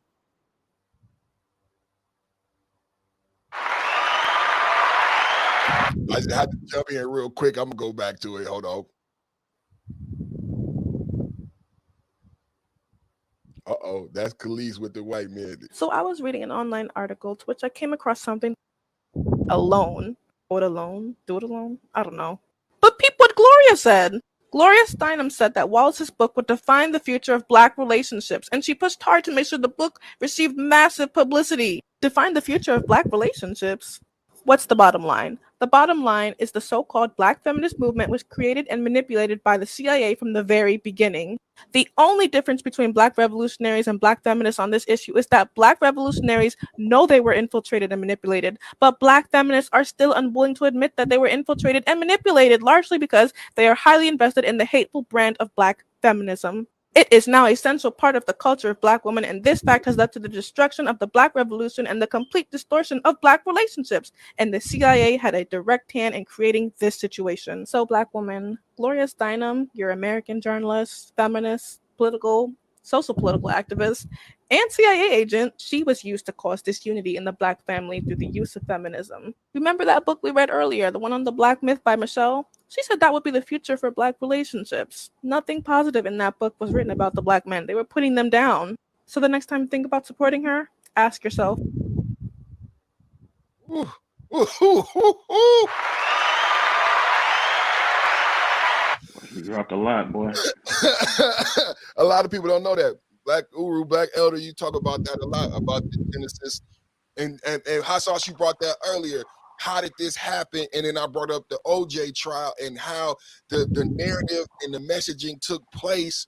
You know what I'm saying? And how OJ got acquitted because of black women who had that black pride, and why it was. And then you look at, well, why this type of messaging was created by the CIA, and they use white women to do it, to break apart that type of black pride and unity that freed OJ from his oppression. You know what I'm saying? So that's a little background into the gynocracy and why we call it the gynocracy and the birth of it, and how she said certain people are attached to it for their livelihood. And that, all of them are, and the elder brings it up too, all of them are not female. There are a lot of people attached to this shit. You know what I'm saying? Their identities are built on this. Moist Twatkins and a lot of other people, and they not all female. You know what I'm saying? So that's they're profiteering, they're dirty macking, they're doing this you know, this I'm the good black man thing, and you know, it's a that's why I'm very cynical about the future, because like I say, it's not the women, it's not the white people, it's the Negroes that I'm most concerned about. It's the guys who look like you and me that I'm most concerned about, frankly. I mean, that's, you know, I mean, that's the reason why I left that pro-black stuff, man, you know, after college, man, because, you know, I mean, I know people will love to think that, you know, people with PhDs, you know, black men with PhDs that come in these spaces have people's best interests. But I mean, I went to school, I went to college, and I was very ingratiated in those circles, not heavily, but I was in it enough to see what was going on. And the one thing that I recognized was that these dudes worship at the altar of these very females that they're criticizing. You cannot give any pushback against these females whatsoever. I mean, none. I mean, they would take offense. When I called out one of the female professors at my college who was sleeping around with male and female students, cheating on her husband who was a black academic as well, all that type of stuff. It wasn't even the females who pushed back against me, surprisingly. You know who pushed back against me? The black dudes. It was black dudes who did it. Why are you taking away their pussy? What do you mean? What do you expect? Hold on. And so it was a you know, nah, I mean, you know, it was we talking about like one particular female. And the reality is that, you know, it was a black woman who actually reached out to me like on Facebook who gave me a lot of respect for what I did. And she said that this particular female professor that I called out was the reason why she left my school. And what she said to me was, she was like, as far as I'm concerned, that Black Studies department is corrupt. Now, this was a black female who was saying this about Black Studies department. So you have to understand, like, even one of my professors who got her PhD in the stuff was saying that the Black Studies stuff she felt it was becoming obsolete.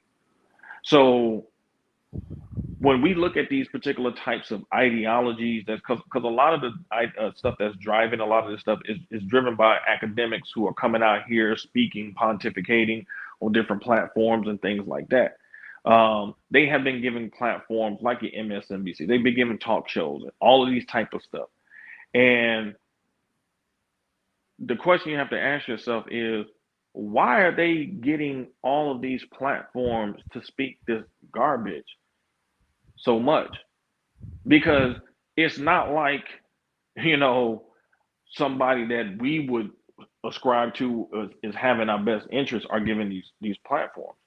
And what they are really socializing, and this is really the sinister shit that really kind of pisses me off.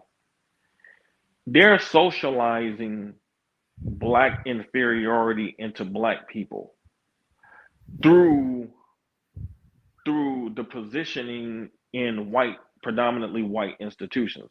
So white people don't have to openly say black people are inferior anymore. No. Because all they have to do is hire somebody black to go out there and just say it in a different way.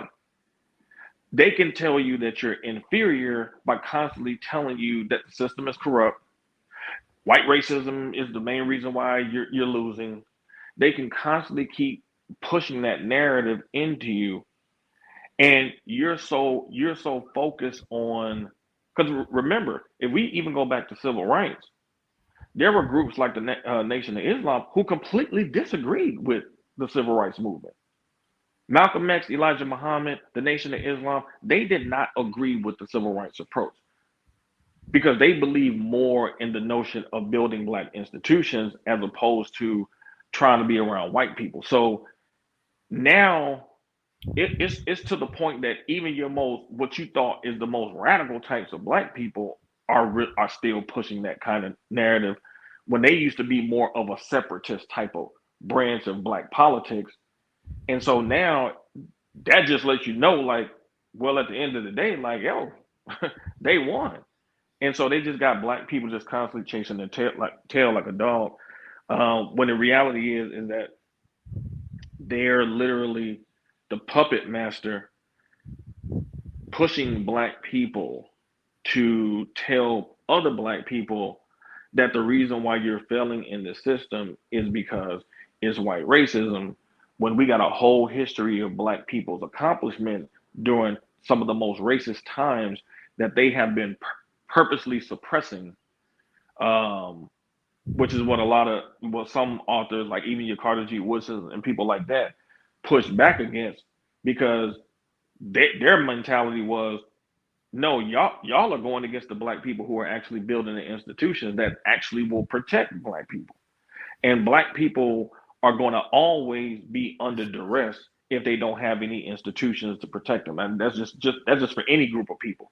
If you don't build any institutions, you're going to always be under duress.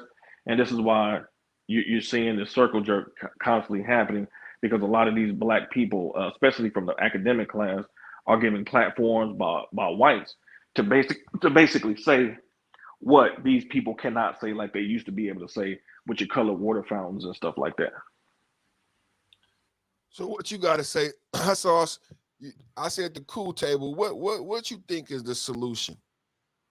Well, I think, okay, definitely part of the solution is you definitely want to have your institutions. Absolutely. Well, you have to have that institution because it works, right? I'm all about best practices. Look what works and look at people who are more successful than you are and start mimicking those things. So one of the things, like the small hats, right? They have institutions. One great example of an institution is the ADOL that works famously. They had Kyrie pay 500 grand, right, over a perceived defamation, right? So institutions are important, but what's also as important, almost as equally as important, is marketing and engineering, right? And mostly marketing, right? Can you influence a group of people to do your will?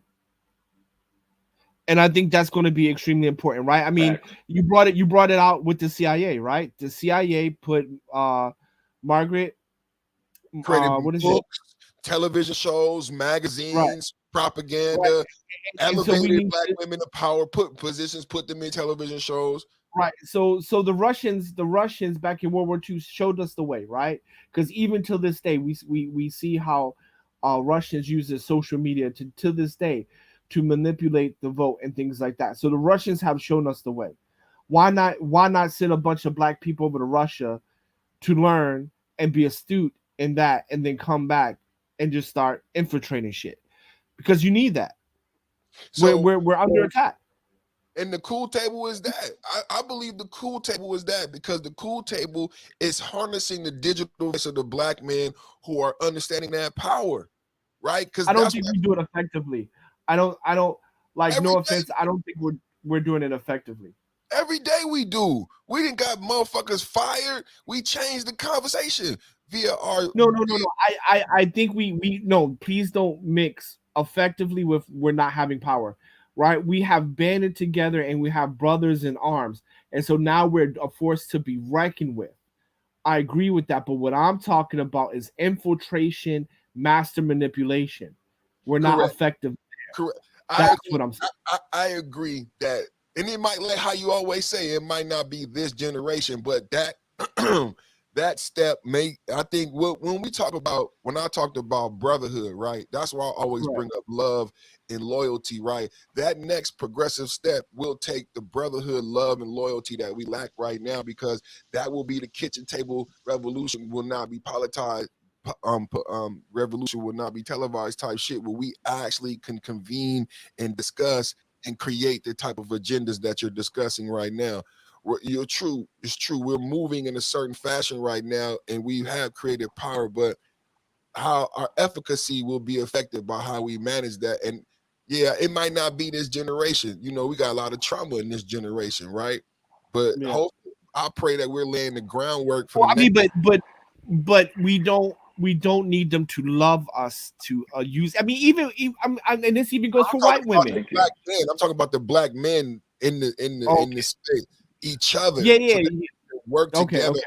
Yeah, Yeah. to create our own narratives and then have put the power and the money and things behind it. Because what's gonna happen with these institutions is money. That's the next thing Rael would bring up.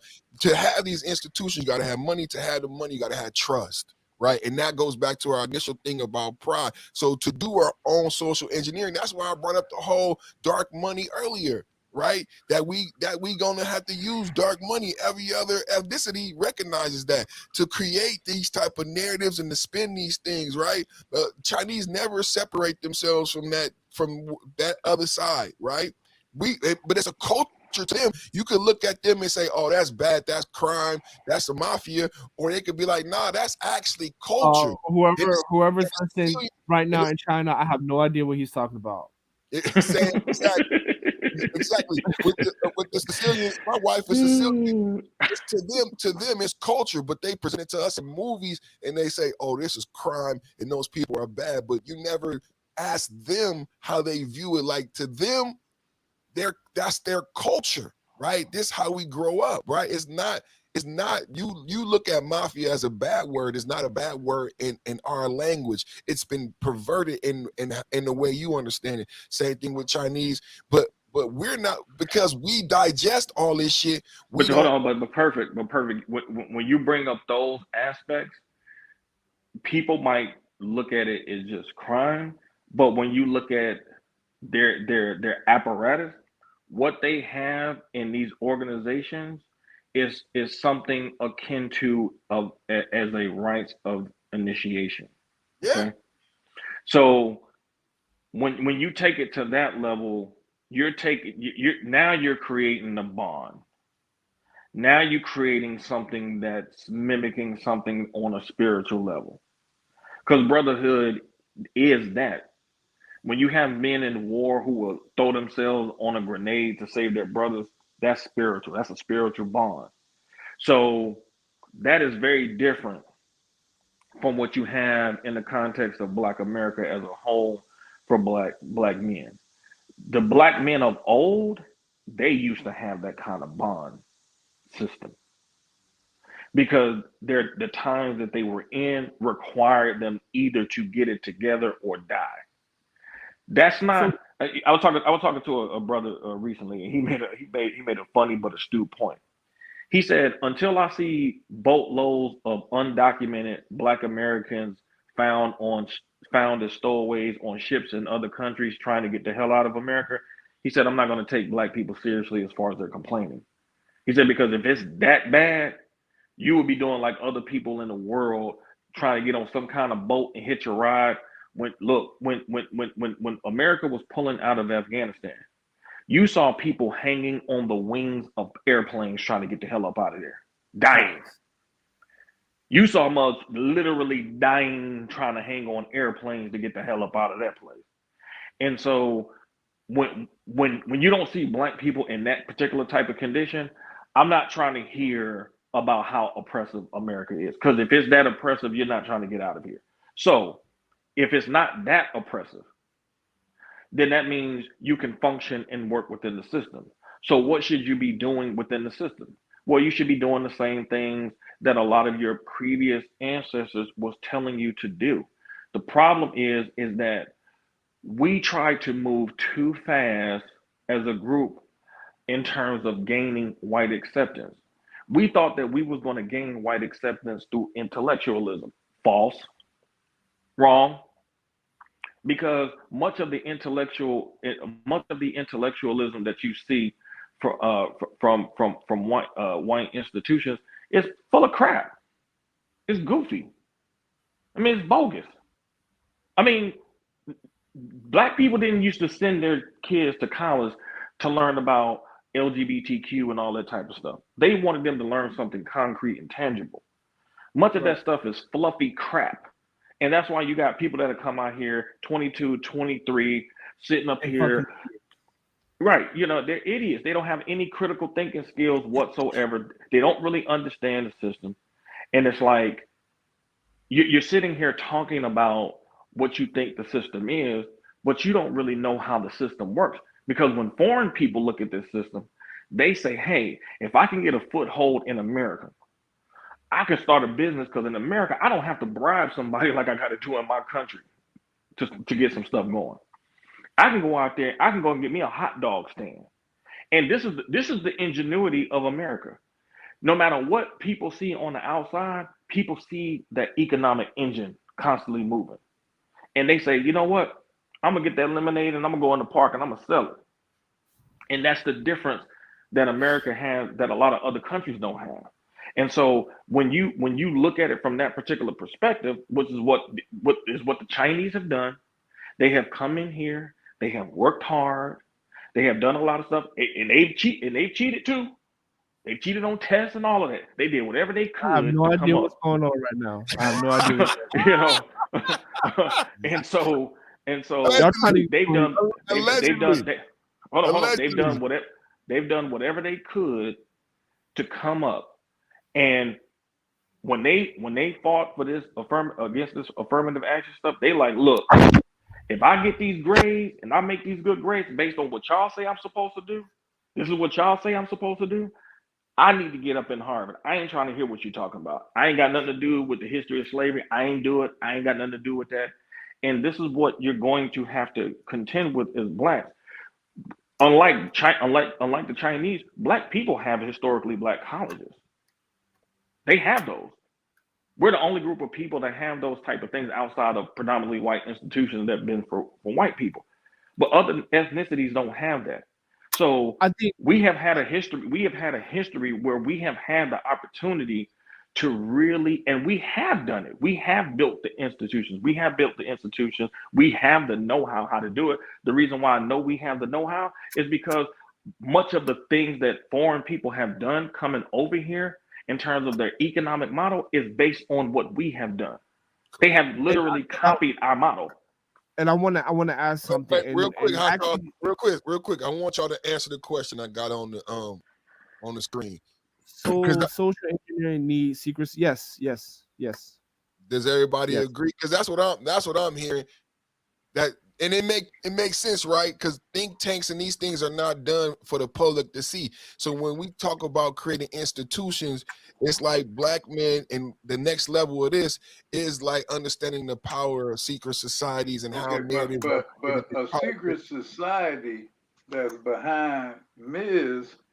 has the benefit of your tax dollar fueling it.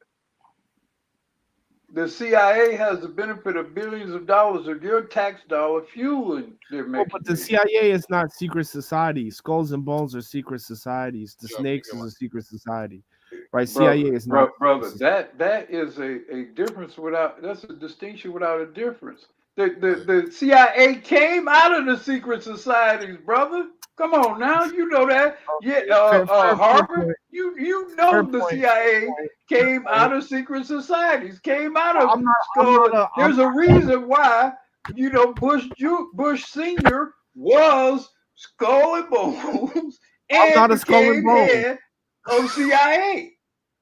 I'm Come not a Nobody on skull. now. I'm nobody not a. asked I wish to God I was a skull and bones, but nobody asked you to unfortunately, clarify that. I'm saying there is no separation from Skull and Bones and CIA. He said that he There is wanted no to be distinction. clear. Anybody listening, hot sauce is not skull and bones. We got that, brother. no, bro, Right, no. right. I'm But not if I accusing could be, I anybody on the would. panel of being Skull and Bones. I'm not. If I could, I would. If I could, I would. I'll tell you that much. If I could, I would. I mean, look. I mean, me personally, my issue is not with a secret society at all. I have no problem with that.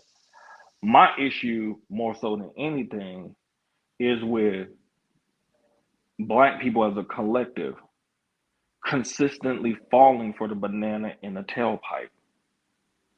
But See, sometimes we can be our worst enemy.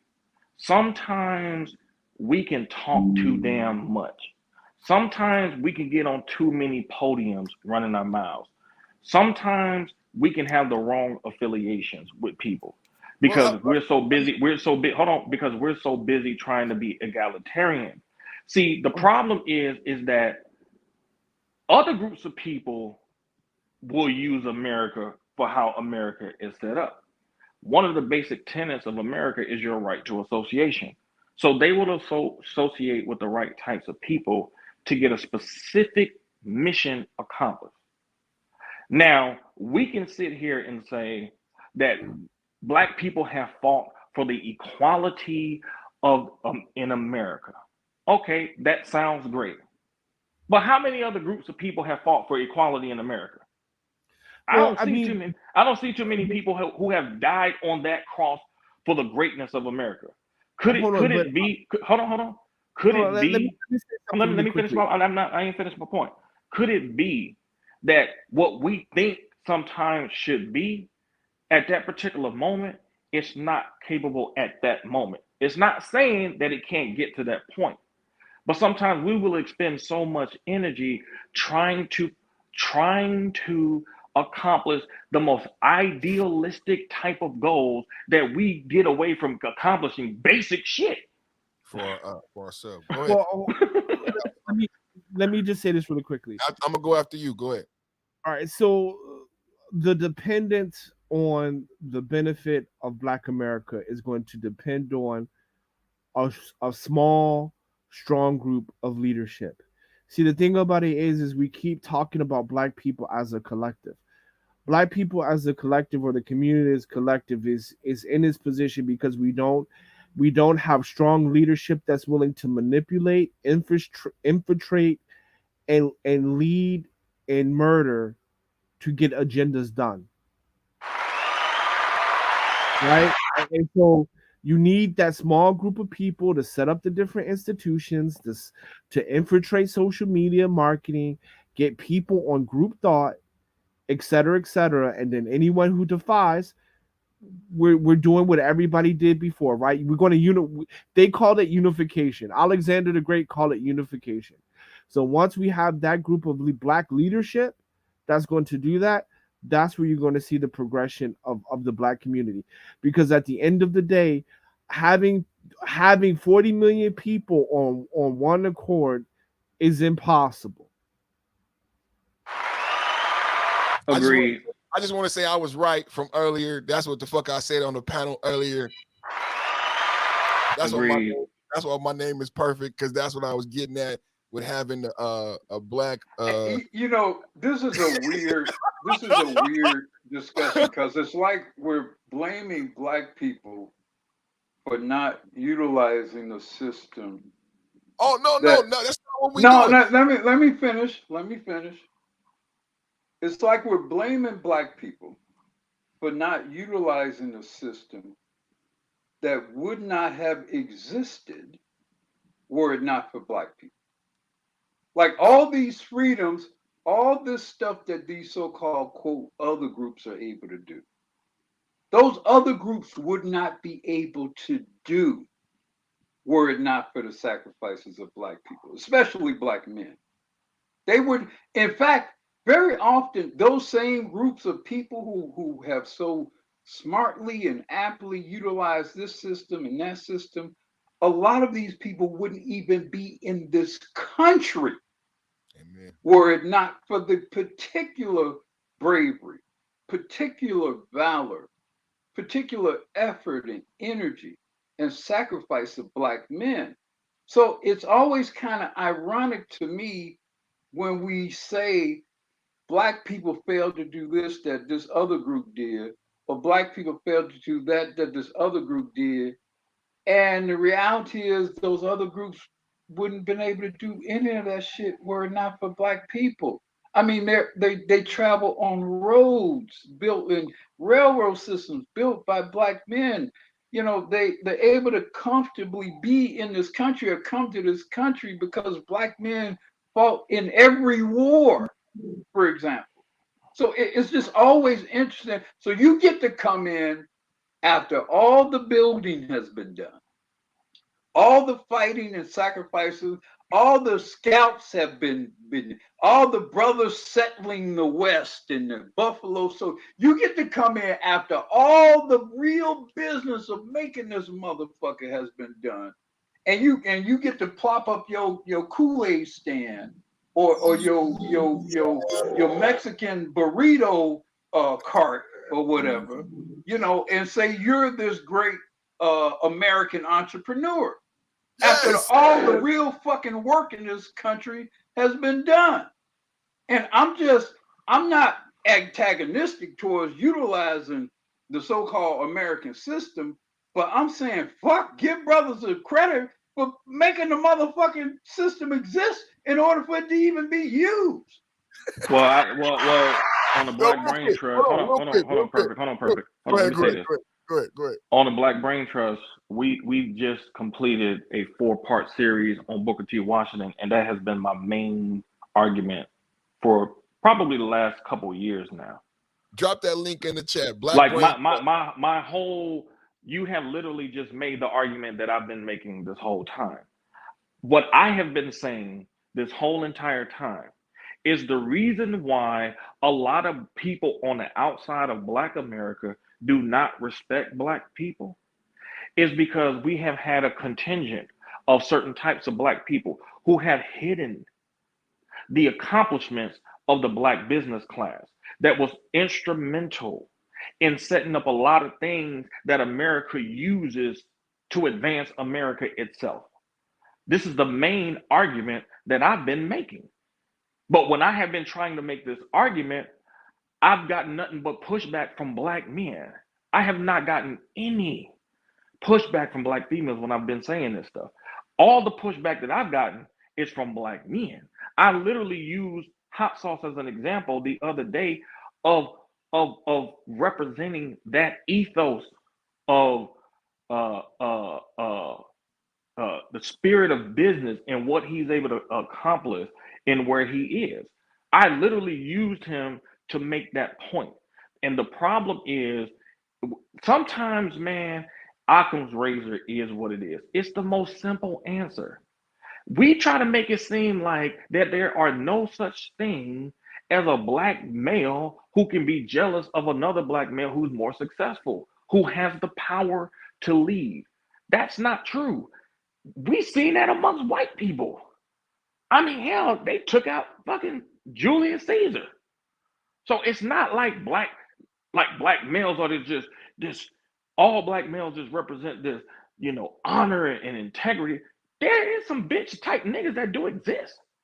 And what I'm saying is that the academic class who Carter G. Woodson addressed in the miseducation of the Negro has been, and this is some sad shit that I'm gonna have to say, but it is the truth. He addressed this particular topic in the miseducation of the Negro in 1933. So it's not like I'm making something up. I theorized that this what this was, and then I decided to do the research, and then my research proved me correct. That's why I'm constantly throwing out books so cats can't say, "Oh man, you speaking emotion." I ain't speaking no emotion. I'm speaking nothing but research and data.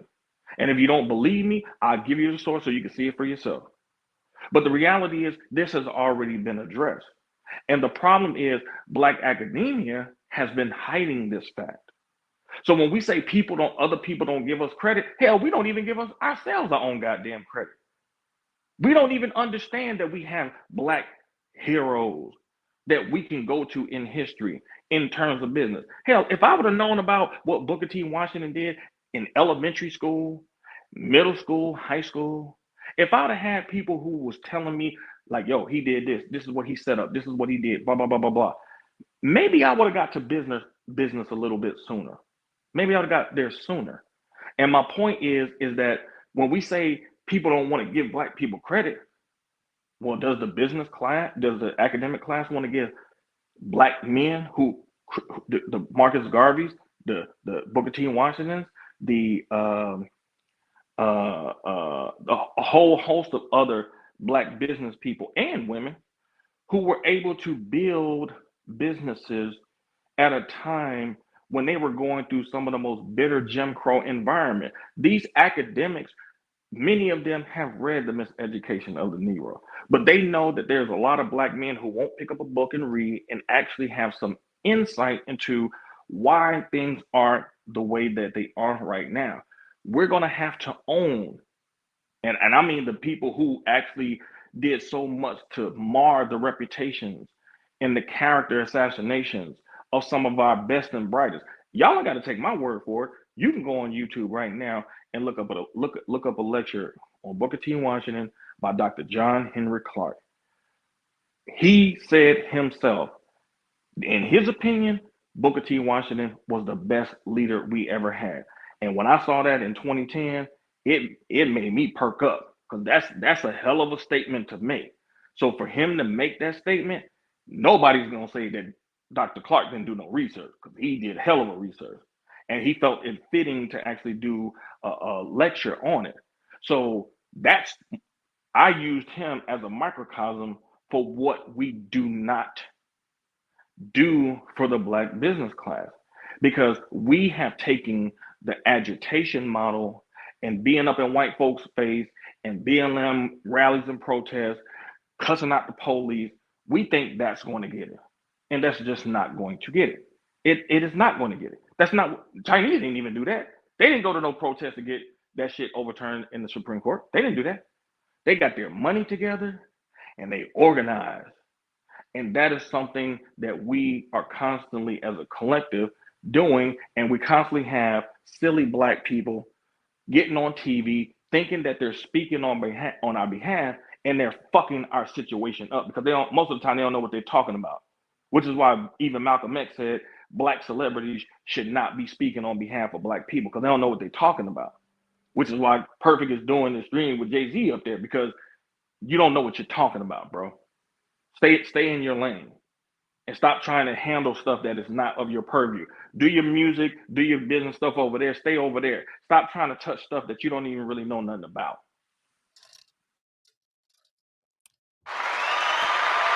Salute. So I think this has happened a lot. This happens a lot on our panels, man. There's so many intelligent people and so many great perspectives.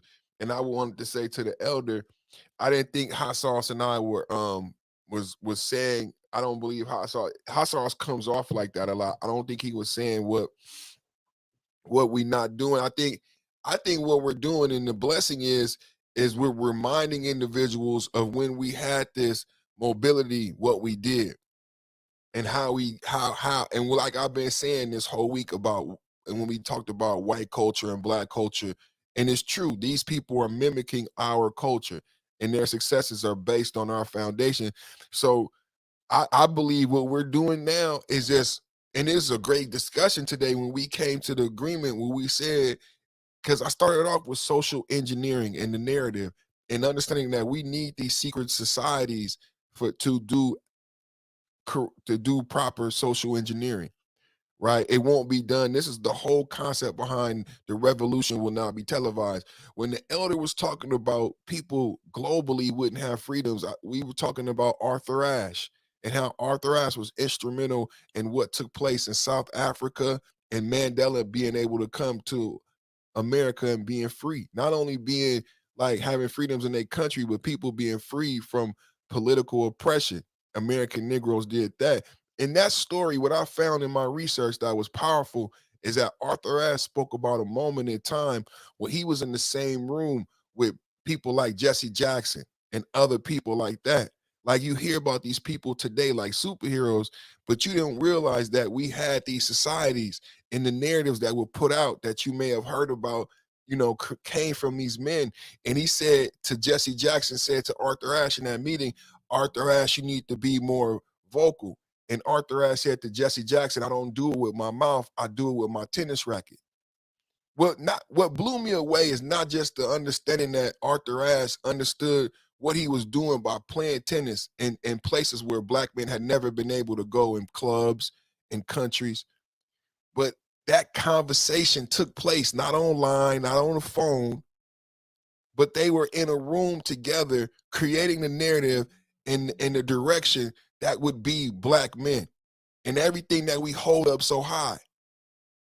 That was the most powerful thing about reading that they were in the same room. I was like, what? Because they separate these stories.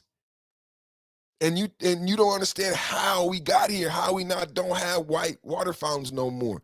Because we were in the same room creating this narrative, being progressive, creating our own social engineering. So I think that was powerful about what both of you said, that we understand what's going on right now and that we've had successes before. And that's why earlier I was talking about with Nino and us understanding, the dark money and things like that. You know what I'm saying? Because for a lot of these societies, these secret societies and like the Skull and Bones, and that's when you get into the Jeffrey Epsteins, right? And we don't get to talk about that. We don't get to talk about Murdoch and all of them and what happened to the Ponzi scheme money. What was y'all doing? Yeah, they was creating narratives, man, social engineering. They was getting politicians elected, getting policy and agendas and tax evasion type shit. And you be wondering how people don't pay zero taxes. That's how the shit worked, bro. It wasn't these people you heard about with the Ponzi schemes and all this shit. It's not that much pussy in the world. It's not that many yachts and boats and islands. What are they doing with the power and the money that they get? All of them. What are they doing with the power and the money that they get? They're changing policy. This is why the tax code looks the way it looked over the past 10 years, and we ain't even thinking about it. With all of the money for all these people who then went to jail, like one person had to fall on their sword with that Ponzi scheme. But all of this policy to where nobody, billionaires don't pay their 39%. That's the conversation right now. And don't nobody know how it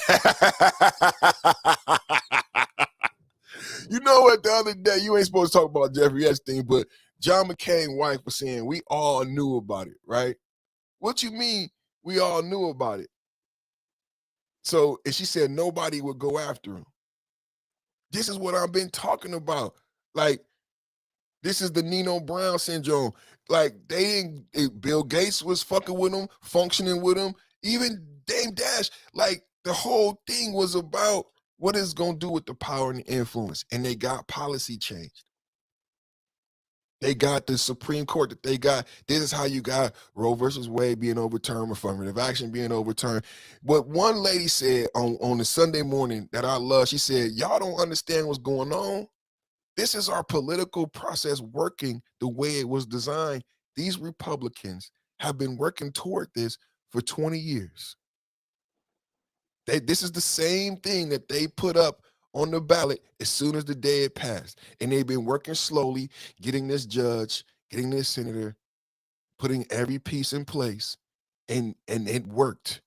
The democratic Well, process. what's ironic, though, is the cowardness of the Obama administration and the hubris of the Clinton campaign that put us where we are. Obama allowed the Senate to not confirm his nomination for the Supreme Court. He should have sat him on that court. Yep. He should have sat him on that court, at the very least compelled the Senate to vote for his nominee. He had that right and that power as a president. He couldn't. He couldn't because they went nuclear. He could. They could not. You have to have a Supreme Court. You cannot have a Senate tie up a nominee for a Supreme Court. I mean, think about the precedent. Think about the precedent established there, though, because basically what you're saying is the Senate can just basically deny can deny a presidential power. Well, to me, that was the cowardness. What should have happened was the Attorney General, as the chief law enforcement officer of the country, should have filed a case for the seating of that nominee. That's what should have happened. The problem is when Harry Reid decided to go to the nuclear option, all bets were off at that point. At that particular point, when he decided to go, that's a filibuster. That was the filibuster. Let me finish my point, though. My point is that it's all politics, though. So once that was an agreement that Republicans and Democrats had, that in order to pass legislation, you had to get 60 votes instead of the simple majority. When they did away with that, because there was something, I can't remember what the Democrats was trying to get passed. So they played the game too. And okay, all right, well, they said, okay, well, if you want to play the game that way, cool. So when it was their turn, they played the game. The problem is that most people can't see that they're playing the same game, though.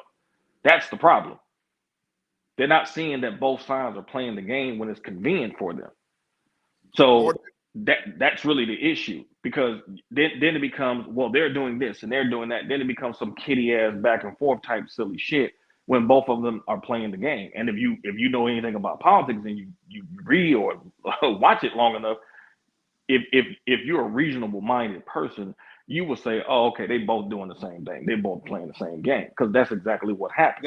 That has nothing to do with the president asserting that presidential power of seating a Supreme Court justice, and the refusal of the Senate to perform his job should have prompted the Attorney General to file a case to compel the Senate to seek that position.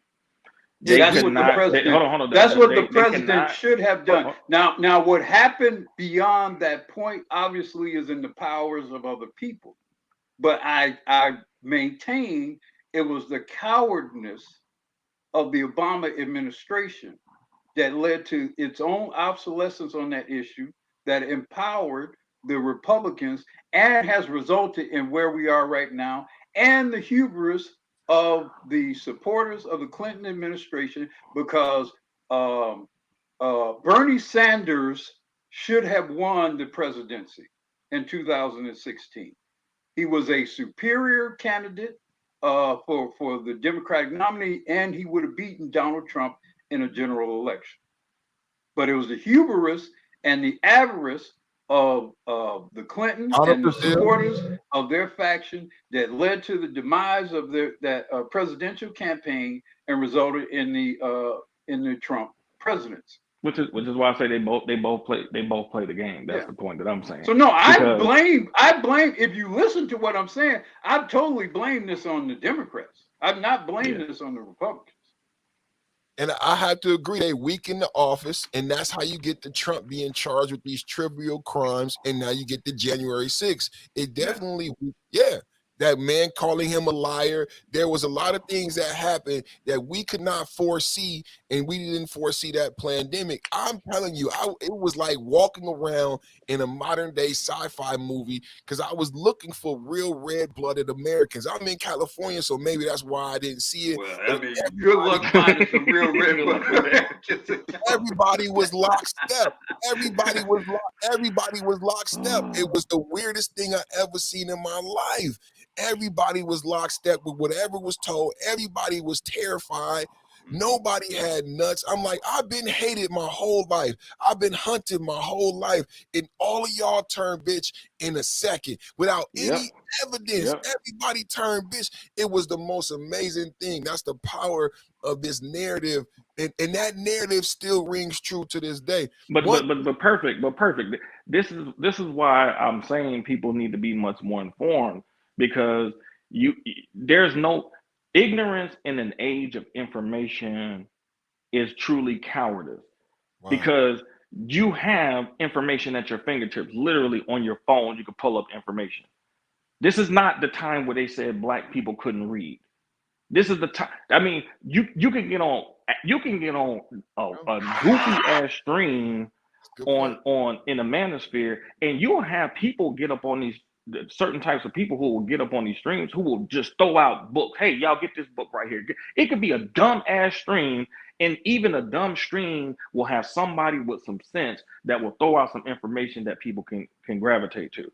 But see, when you have things like what you have going on now, and this writers actors strike is so beautiful to see and watch, because when all this my issue is you have a right to support whatever political candidate you want. That's literally your right. But my issue is that now when it comes to the money in the industry that you're in Hollywood, now all of a sudden you're being brought down to earth as it relates to labor, because it doesn't matter if you're a writer, doesn't matter if you're an actor, a stuntman, or whatever the case may be. You are a part of a labor class, and we know this because they have unions. Correct. So now they done had y'all going out here all on this woke shit and hate Trump, and no matter what you do, hate Trump. But when it came to them divvying the money and sharing the money, oh, they was as capitalist as anybody else. This goes back to the white culture conversation. Everybody ain't white. I guess everybody. So I'm just laughing, bro. Black Negroes see everybody as white, but that is the perfect definition of how they delineate between themselves. Thank you. That writers union is saying, no, this is the money, because what they're saying is the streaming has changed everything. There's a larger lump sum of money. You should share it with me because I'm white and we in this together. And the shit hit the fan in 2023. Well, hold on a minute. You white, but not white like that. Now we understanding goyim and all this other shit, all these other terms and shit like this. And now them motherfuckers who thought they was white is realizing that you haven't not been, you was Slavics, you was gypsies, you was all this other shit, but you white. You treat black people like you white. Now these white people is looking at you like, nah, you're not really one of us. So we not going to pay you. We going to just use a computer. Perfect. This is what they do to people who look like them. Right. We're not gonna pay you no more. We're gonna use AI. And quietly, there's cries echoing right now, because the people that we can't talk about that Kanye got in trouble for is basically saying we're not gonna capitulate because we got AI. We just don't need you guys in the same way no more, which is why this is happening. And they are confused that they are crying, bro. I seen Fran Dresser like they don't even want to give us this, and it's like, hold on, but y'all were the same class. Hold on, it's not about the writing. They're being shut out of whiteness. Right. Hold on. You need to see the writing on the wall with the Asian crime bill, with the affirmative action, the new alliances that are occurring, how certain Asian people are becoming white and how whites are becoming Asian, and how are certain individuals, Slavic individuals, are being shut out of whiteness. Hold on. The same people when the pandemic was hitting who was saying to people, well, if you don't get this, and you lose your job, then oh well.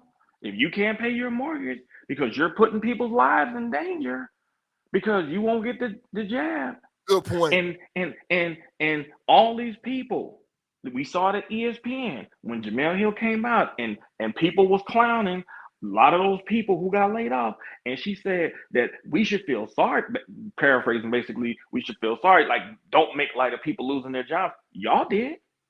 We have seen y'all get on TV and literally call for the firing of coaches when you don't have no understanding what goes between them X's and O's in terms of management.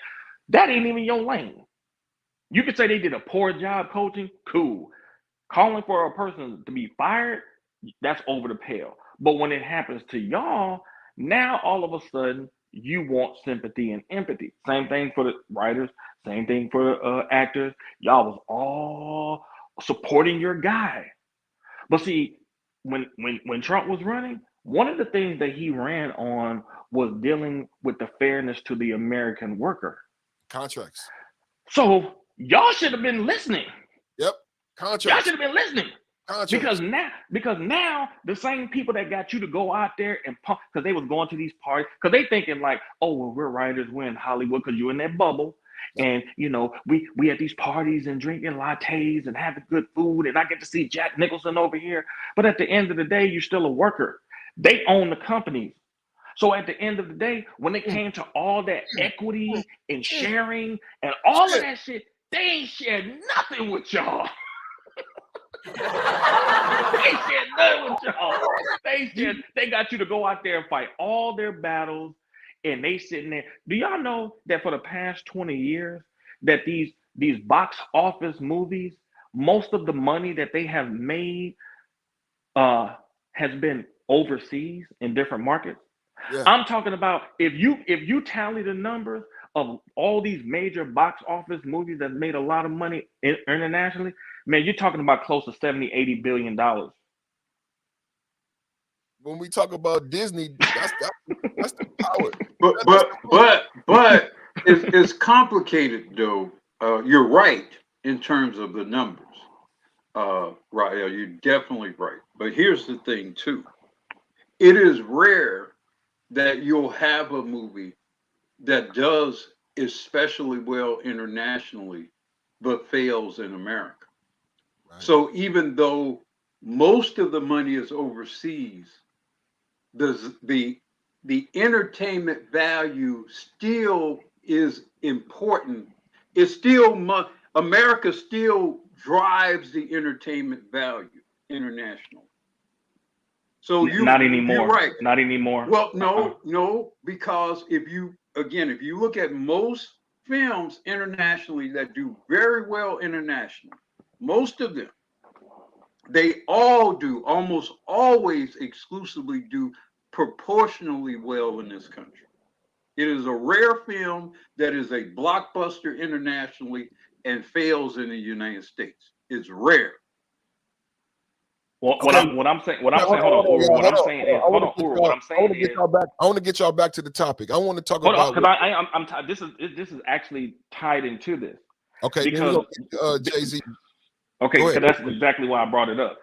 Because what I'm saying is that, see, black people get fooled by Jay-Z because of entertainment. So they say, well, he's one of us because he's black. Okay. So they go for that type of stuff. You know what I'm saying? Now, Dame Dash recognized that black shit meant nothing to Jay-Z when it came time for him to jump ship. When he felt it was better for him to jump ship. So Dame Dash recognizes that black shit has a limitation. But black people in general will they will put up Jay-Z as this guy like, oh yeah, he's so successful, this and that and the fourth. Okay, whatever.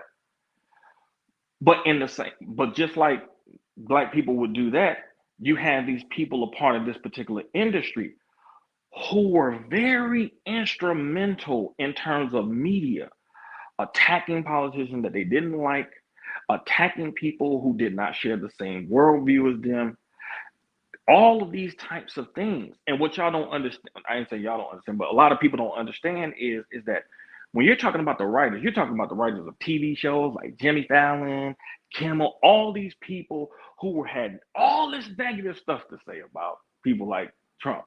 And if you saw something that was you had a legitimate gripe with a policy of his, that's different. But most of these motherfuckers ain't reading up on no damn policy and trying to see, what uh uh what policy is really good for America as a whole. They're not even doing the homework like that. Because if they was really doing the homework, they should have been doing the homework for their own situations that's now bringing them down to reality. Y'all been spending so much time trying to be woke, and we see how Jay-Z has moved. He has at one point he told Jermaine Dupri not to do the stuff with the NFL because he was trying to be on some woke stuff, and then he came back and took the deal from Jermaine Dupri. Sure did. So you get caught up in don't work with the NFL because the NFL is racist and because of what they did to Kaepernick, and you going for all this woke things that's based on some symbology that really is empty. And then when it's time to get to the money, yeah, I'm gonna go ahead and work with the NFL, even though I know I told you, JD, not to work with them, but I'm going to take that deal instead. And so that's how you can have people's sense of blackness used against them. Just like you can have these people in Hollywood who have been all about pushing all of this, and they have entered in. You have some of these people in Hollywood who was literally making the case as to why black females should be able to get an abortion. Like, how is that your concern about what black females are doing in our group? How is that your business? So, and then trying to make it seem like, well, you black men, y'all are just, y'all haven't caught up to the times and it's a woman's body. But now when it comes to your money, the very people that had you out there moving on that level, now when it's time to give you your money, they're like, well, it don't matter. We still gonna move the way we move, because at the end of the day, no matter how much woke we talking about and how much of this socialist stuff we want to share, we want to push, at the end of the day, we capitalists over here because we own these companies. And that shit gonna win out every time. And now they're learning the hard way that they didn't have their ducks in a row the way that they were supposed to have. Just like a lot of us in our group don't have our ducks in a row when we go out there thinking that we're supporting something when really it's something that's disadvantageous for us as a collective. But because we don't do our homework, we be out there making ourselves look like the fool, just like we did with OJ. When OJ when all the people was in Brentwood and they was taking OJ out of Brentwood, and OJ said, "Man, what all these niggas doing out here in Brentwood?" Even though black people were supporting OJ because he became this figure of, they trying to railroad a black man, this and that and the four. OJ wasn't even thinking about black people like that. He was feeding them. I remember that.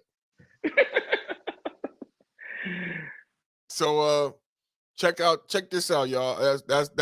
That's a very good point. And to that point, I think there's a lot to unpack with this story.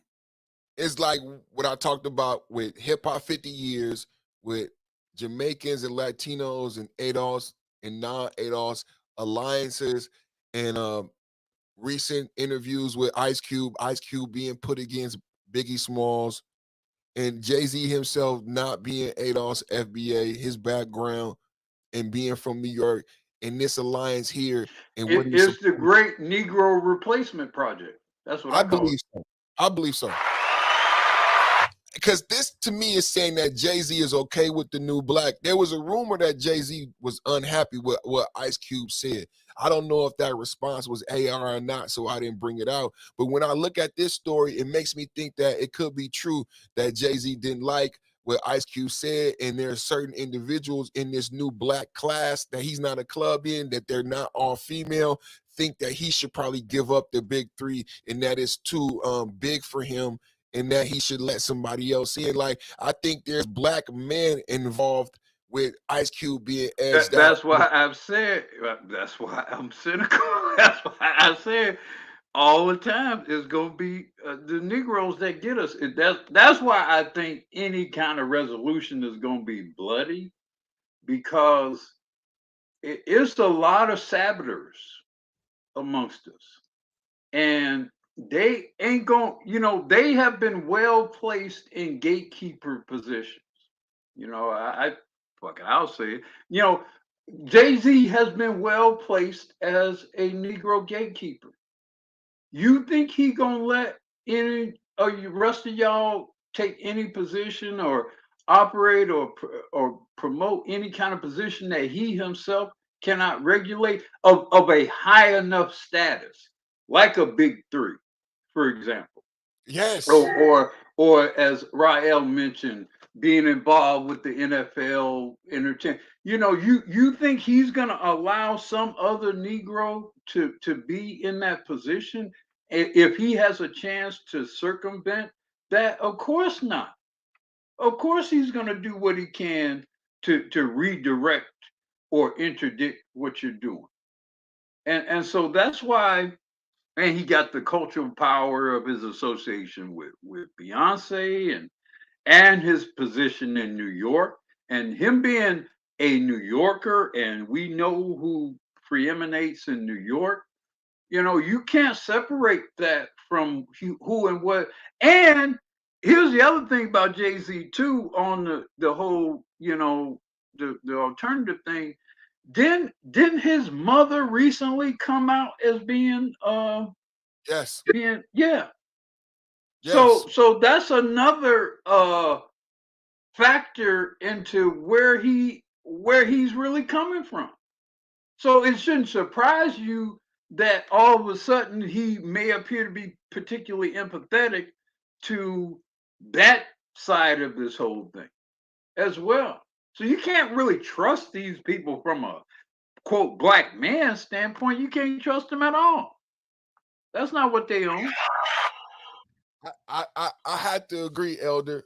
I have to agree, and I think ever since even the Rockefeller breakup, where other black men were seemingly overlooked, and not just Mhm. Dame Dash, and not just Biggs, but all of state property, which to me was one of the most Look, vital he nuked the entire New York faction of hip hop when he for did that. himself.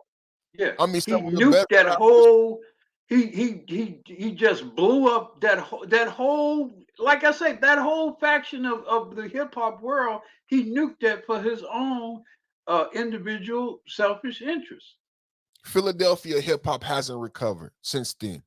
Yeah, That was detrimental blow to Philadelphia hip hop, and they went there and cultivated and showed the world how good Philadelphia hip hop was he in that brought state. all those guys up under him, Correct, and then went for his own shit. and it Think wasn't, about what he did. and it allowed Dame Dash to be the scapegoat for at least 20 other brothers who were millionaires to lose their job. It Hmm. wasn't just Dame Dash. Everybody focused on Dame Dash because he was the most vocal about the wrong that was being done. But it was a lot of black men who lost their ability to pay for their bills. And in the whole Philadelphia as a whole, as far as hip hop influence, when you talk about Philadelphia, Chicago, and Atlanta. And let's be real, it's some treachery on East Coast between him and Sean Combs. Them Negroes, man, treacherous Negroes, man. Oh yeah. Let's be real, If treacherous Negroes up there in New York, man. Like real and talk. No offense to New Yorkers, but some treacherous shit up there. then when you said hubris, I thought about his political, hubris with this, because I want to read this right here. When you were talking, I was thinking like this aligns him for a political Oh campaign. yeah. It says the pair launched their initiative at Brooklyn Public Library. I hope you guys have been paying attention to what's been happening in your country and what the fight is, because I don't want to get into it because you could get in trouble. But certain things happen on the weekend in the libraries when we talk about books being banned. So to launch this at a public library, there is a fight in conservative states, in conservative circles, about these story hours that happen on the weekend in library. So for him, and I know that they have a story hour like this on the weekend in the public library in Brooklyn, New York. So for him to announce it there, he might have been at that particular story hour, right? And it's him condoning and putting his support behind these children's story hours that are happening in our public libraries that a lot of parents don't even know about. This is extremely, this is not just one faceted. When you hear, okay, Jay-Z is behind books being banned. If you're paying attention to on the ground politics, and certain states have actually blocked these reading hours, right? Certain conservative districts and counties have blocked these reading hours, right? So if you're paying attention to 2023 politics and 2024 politics, this is huge that he makes this announcement in the public library. Elder, he could have announced it anywhere. So he's announcing it in the public library, and he's donating money to protect books that are being attacked that want to be banned. And so I'll jump to my other article here of where I said to myself, okay, well, what books, right? Because immediately I got suspicious of the books. So I found an article that talks about in 2023 the list of banned books. And here's the percentage of the subject matter of the banned books. And you see 44% are themes of violence and physical abuse, right? And you see the next largest number, 38%, is topics on health and well-being. So I think that can fit in also, which is 26% LGBTQ. So if you put those two together, that's over 50% of the books. And then you got sexual experiences, that's 24%. And then teen pregnancy, 17%. So I said to myself, well, where is the black books since Jay-Z? Where's the black books, Jay-Z? Since you at the public library, what supporting the public library means, and so it must be some black books, right? So it says 30% of the books that are looking to be banned are characters of color and themes of race and racism. 30% of the books. So I say okay, and then they have the actual books here, right? The most books. And I'm looking at the books, and then, Elder, it's my suspicions became true because I know if you understand what the new black is, then you understand when they say people of color, they're including LGBTQ in that 30 percentile. Did y'all hear me? I said they're including you as a black man in that LGBT to come up with that 30%. Because if you look at the books, you might expect to see some books that are pro-black, pro-civil rights, or something like that, and you don't see that. You see gender, flamer, the Elder just used that, Tricks, The Handmaid's Tale, Crank, Sold, Push, A Quarter Mist and Fury. This book is in The Bluest Eye, Milk. So I would say 80 to 90% of the books fall within one category. And I don't see any book, and I don't mean to be, I'm an old guy with gray hair, so if I'm wrong, please let me know in the comments or come in the panel. But I don't see the black book here. Elder, I know you very into literature, and maybe I'm missing something. I don't want to sound ignorant. The Bluest Eye is Toni Morrison's book, is a black book. But it's still about. It's a black female book, and very much has a lot of misandrous overtones to it, or what we would consider to be misandrous overtones to the book. So yeah, I mean, it's pretty much in line with an agenda that's not necessarily promotive of black men. Certainly not that. Okay, I was looking for the black book. So okay, you don't see the black book. Yeah. They say 30% right here, Elder. 30% characters of color, right? So you might say, okay, Jay-Z, we could give you 30% of your millions of dollars. But see, the initiative is named after Hove. It's not the Robert Kraft initiative. It's the Hove initiative. And then when I go look at the books, and the books that are most wanting to be banned, and the majority of the people that got a problem, all of these books are centered around the theme, Elder. You see the theme that's right, seems to be the theme of the books that are most unwanted seem to have a theme, right? I don't want to get into that theme. So I'm wondering what Jay-Z is protecting. That's all. I'm not being definitive. I'm not making a definitive statement. I'm just wondering when Jay-Z says, I'm giving millions of dollars. And then when you look into the article and he's putting himself next to Robert Kraft, and we had a whole discussion today about narrative and messaging. And then he names the initiative the Hove Expedition.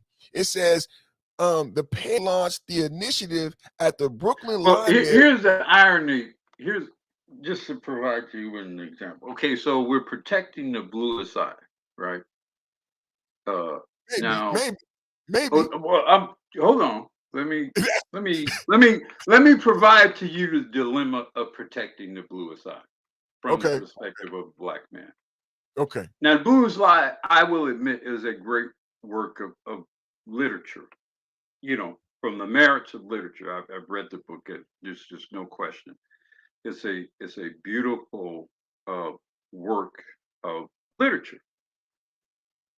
It also includes a black man raping his daughter. Oh, Elder.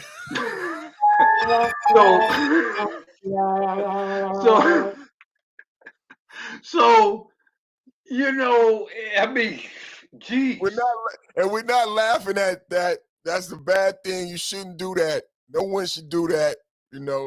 I'm just saying. So you're putting me as a black intellectual man in an interesting position, right? To protect where white people wanted to ban a book that include in it a scene where a black father rapes his daughter. We don't need to say that. So I mean, imagine my dilemma. Imagine my dilemma. Right. So, I think that's done purposely. When we go back to your initial commentary and when we were discussing secret societies and so. And it's also about black girls wishing they were white. I mean, that's basically what the book is basically about. So, I mean, even that part is very interesting.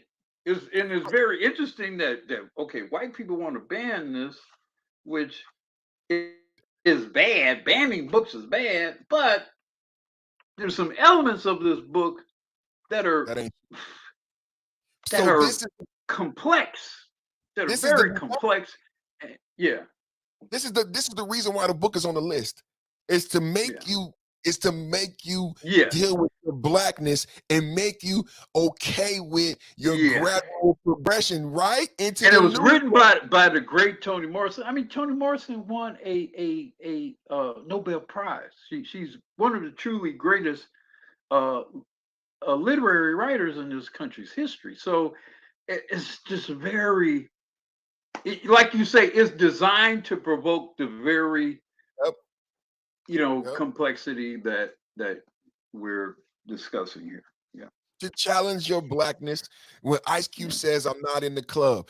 And this is another way to unpack this. This is Jay-Z announcing to everyone, what, Elder, that I am in the club, right? Oh, yeah. Jay-Z announcing to the world with this initiative, it's called the Hove Expedition. That's what I wanted to read to you. It's not just him partnering with Robert Kraft, because Robert Kraft didn't name it after him. It's not just him launching it. Well, he also announced it when he revealed that his mother was a lesbian. Because that's really his mother's personal business. That she could have lived a whole life and died without any of us having to know anything about that. If he's friends with Barack Obama and plans to if you are a part of the team, right? Then you got to reveal it. And he plans to make a political run with his friend Barack Obama supporting him and coming out. And Barack Obama could give a hell of a speech to the bourgeoisie class and convince them to vote for Jay-Z and to wash away all of his sins. You know what I'm saying? Especially with him doing things like this, the Hove Exhibition. That's what he's calling it. The Hove Exhibition in Brooklyn Public Library. So it's a lot. Did you hear? He went through this period. I don't know if he's still doing it or not. But he went through this period where he was styling his hair like the artist Basquiat. You Basquiat, recall yeah, Basquiat? yeah. I like Now it's Basquiat. interesting. 50 Cent. Yeah. 50 Cent made a point of saying that why is he styling his hair like the gay painter? And that's what, like, 50 Cent was like saying that. And Yeah. I think 50 Cent was basically trying to out, him or something. I don't know, but it was interesting that he made a point of saying that, of not just talking about the hairstyle, but specifically assigning it to that particular person and who he was and his background and his association with New York and that particular that particular part of New York, that what I mean, that Studio 54 60s, 70s, 80s New York, that what's the guy who famously Andy Warhol, that New York. That it's a lot to unpack there, Elder. Yeah. Him agreeing to be an exhibit for that white lady. You remember that? I took pause with that. A lot of people gave him a pass on that. He agreed to be an exhibit. When we've been exhibit, they've had Negro zoos at the World Fair. Yeah. You know what I'm saying? So a lot of people, and then that woman has done exhibits where she's done shit in her museum exhibits. You're talking about she's of course one of those small hat women. What's her name? She did rather famously. I forget her name, but I know you're talking. With blood and kids and all type of bad stuff. Yeah, a lot of strange stuff, and again, they get away with doing a lot of strange stuff, and it's considered to be art. And then she says to Jay-Z, "I want to use you as my inspiration, my muse, and put him in the museum like he's an animal for white people." Exactly. The Hottentot, the Hottentot, the Hottentot. Nobody that we know, Elder, can afford to go to that exposition to see Jay-Z look like an animal and perform. Yeah, you gotta be a billionaire to be treated to the Jay-Z exhibition. Right. I'm just saying, like, that's a special kind of exhibition that you could be kind of like how the guy spent $10 billion or whatever for $10 million or whatever for Beyonce to shake dance for him in Saudi Arabia or some shit like that. That was the invitation only. For Beyonce to twerk for him for whatever. That was an invitation only party right there. Exactly. Although it got out, one of the renegade princes or something revealed the shit or some shit like that. It's all for sale. It's all for sale. It really is. But I felt like today I wanted to start off with the jokes with Russell, with Future talking shit 8 hours later, still about Russell Wilson. Well, look, the Future thing, it's interesting how that's kind of flipping from Russell to Future, because look, I mean, I can feel any kind of way about Russell's decision to get with Sierra. He with her, they still together, they doing whatever they doing. So now anything Future do at this point kind of looks kind of sus. Kind of looks like, look, sour grapes or whatever. She with him, they doing their thing. You had your chance to make an honest woman out of Sierra. You didn't take that on, to do, and which was your choice to do or not to do. So at this point, unless it's just about him just mining for some sort of artistic inspiration, I don't really get the point. I mean, they've been together for almost 10 years now, right? Ain't it? Or somewhere around there. I mean, what are you doing at this point? Fuck that. I'm hating.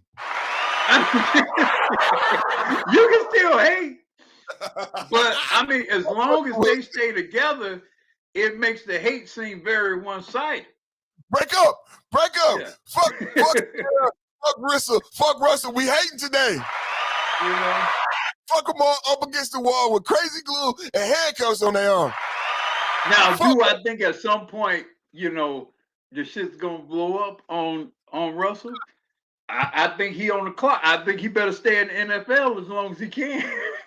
He already at Denver. He better make that shit work in Denver. He needs to win a Super Bowl in Denver. But you go after Denver, huh? He might, if he ends up on the 49ers, she breaking up with him. She leaving him forever. If he wins a Super Bowl in Denver, then that'll be good for probably another 5 years of marriage. But if he fails in Denver, then the bullshit's gonna start. And me and Future is waiting on you to fail, nigga. Fall. He waiting on you. But he on the clock. Yeah, he's definitely on the clock. Hey, Future, let me know you on the clock. Fuck Russell in the first 2 bars.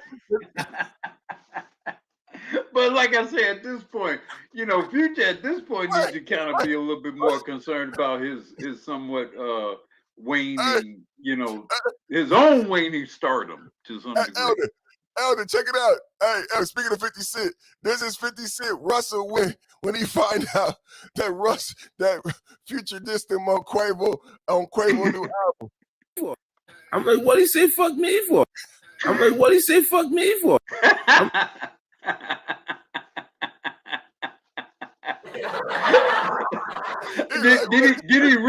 Did he really come at 50?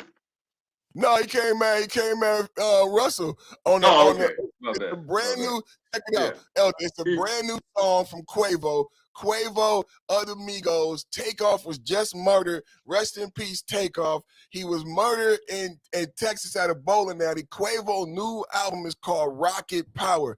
His dead cousin from murder nickname was Rocket, right? He would wear a rocket on his chest. So this album, from the name and the murder just happening, is Quavo saying this album is powered by my cousin, the rocker, and his death. The first single featuring Future, he does not say rest in peace, Takeoff. The whole verse in the first bar, fuck Russell and ask Lori. Petty of the year, let's go. Fuck Russell and ask Lori on Rocket Power, first single of the R.I.P. Takeoff album. That's how much Future is feeling about Russell. That says a lot. That says a lot about what he feel about how she handled the breakup, how he handled the breakup as a man to this day, how he feels like he allowed her to use him as a pawn by taking pictures and smiling with the baby and shit like that. He ain't let that go. He never let that go. You are out for life. Well, look, I actually think most of that is Russell's idea. I think he actually done that or has done that to spite Future, and I think Future let it work, and because it worked on him, he's continued to do it. Now, what Future could have done was just say, hey, met up somewhere with Russell and say, okay, I was with her, you got her, I love my son, let's just keep on going like men, and you didn't have to have this pettiness going on for however long they've been together. So I kind of think both of the men, although it looks like it's Sierra, I think Russell kind of, and I think BGS said that, I think Russell kind of pimping her out in a way. Because she's doing so much of it, which suggests to me that it's part of, he's with the shits. I think he's with the shits. And no matter how we think about it or feel about it, I just think he one of them kind of dudes that's with it. So if I check, remember the rumor was that he was up there in Seattle wife swapping with his first wife. See, so obviously he ain't that type of dude that's particularly jealous.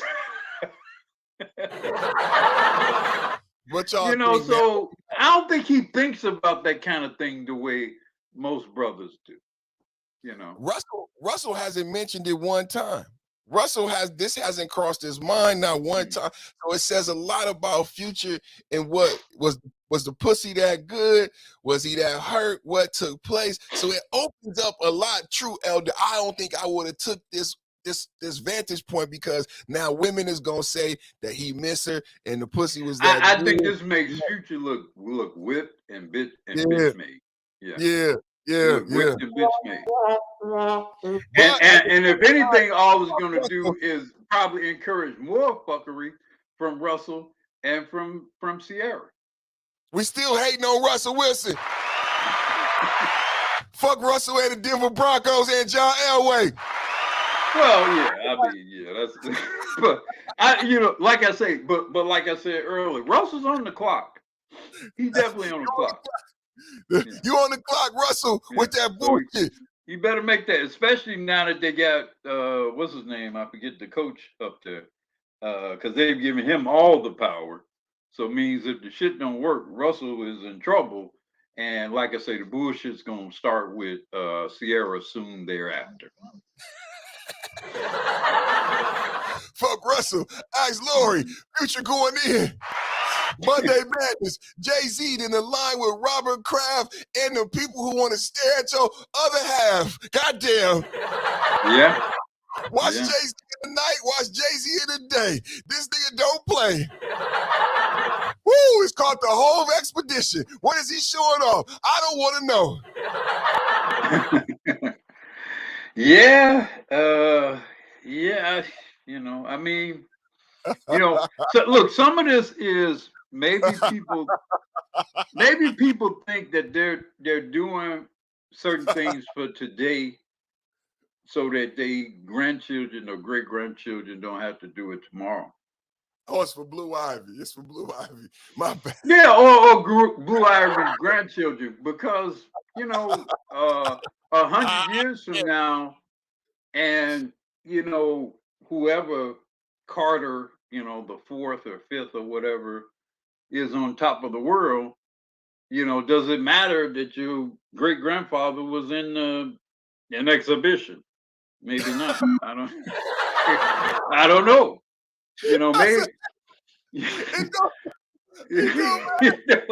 Maybe. Maybe people make sometimes people make decisions or they think they're making decisions for future generations type of thing, and sometimes that's what's going on. So Elder, man, I'm gonna get up out of here, but it says a lot. This Jay-Z thing says a lot to me. If you look at what we talked about with Ice Cube and the Big Three, and Ice Cube saying that he's not a part of the club, and then now Jay-Z aligning with Robert Kraft. Number one, what it said to me, Elder, is Jay-Z is saying blatantly to Ice Cube and to those listening who can really listen to things that's not being said, that this is what the club looks like. When you guys see this picture, this is what the club looks like. And to be in the club, Ice Cube, this is what you have to do. This is what you have to do. You have to take a picture and then you have to launch in the public library. Even though Robert Kraft probably owns his own library and the many homes that he has as a billionaire, you didn't have to announce it at the Brooklyn. So number one is him saying that he's in the club by linking Robert Kraft. Robert Kraft is not on the name of the expedition. So why link with Robert Kraft unless to say to Ice Cube and to those people listening who can hear that I'm part of the club. Look at me, I'm in the club. And this is what you do in the club is you sanction this new linking of LGBTQ with blackness, because by him giving this $1 million and him making this statement in the public library is linking with the LGBTQ, and it's agreeing with the club that Ice Cube is saying that this new blackness is akin to these two struggles. And this is what we were saying earlier, what happened with civil rights. These two struggles have been linked together. Well, and one thing I want to say before you go is, and I said this earlier, the fundamental thing, this is a manpower issue, right? This is a manpower issue. When you're below pay replacement, when you've aborted X number of tens of millions of people who would be today, some of them would be grandparents today. So if you've aborted 20 million people, you probably have lost actually 40 or more million people. Because by now, most of them people would have reproduced once or two generations, going back to those who would have been born in the 70s, for example, right? So you neuter or neutralize your number, your particular your potential, you neutralize your potential voters, your potential warriors, your potential business partners, college graduates, scientists, engineers, thought leaders, entertainers. You neutralize it by the sheer number of people who were dead before they were even born, right? And so then you get into a world now where you got to compete with other people, and there are fewer of you, and there are more. The 80% of 87% of this country, well, actually, probably more than that, probably closer to 90% of this country is not is not FBA, ADOS. 13% of the population is black, but some percentage of that growing population of people are not wholly or even partially FBA ADOS. So you're really probably talking about 10% of the population. Really, right? So how are you actually going to compete against the flamers, against the white women, against the, all the other people, the Asians, right? All these other people that are encroaching on you, and they represent the 90% of other people. So then you end up becoming subject to those other groups just because you're overwhelmed. You're overwhelmed materially, resource, and you're overwhelmed by sheer numbers. A lot of this deal making, people of color, is some black people looking around and saying, it ain't enough of us, or is fewer of us involved in this than used to be involved in this. And in particular, there's fewer black men involved in this than used to be involved in this. And so then when people start saying, well, what can I do or what I need to do? Well, okay, I guess I do have to get with the flamers. I guess I do have to get with the right. White feminists, or, that's the part of this that we have to really think about. And, in this environment in particular, and forgive me for holding you up, but in this environment in particular, brothers got to realize that if they're reproducing and you're not reproducing, eventually you lose. It don't matter how smart you are, how much you have. Eventually, you lose. And thanks for having me on your panel as always, bro. Thank you, Elder. The Black Elder, Black Uru in the building. Thank you for having me. I agree with those sentiments. Thank you for everybody for tuning in.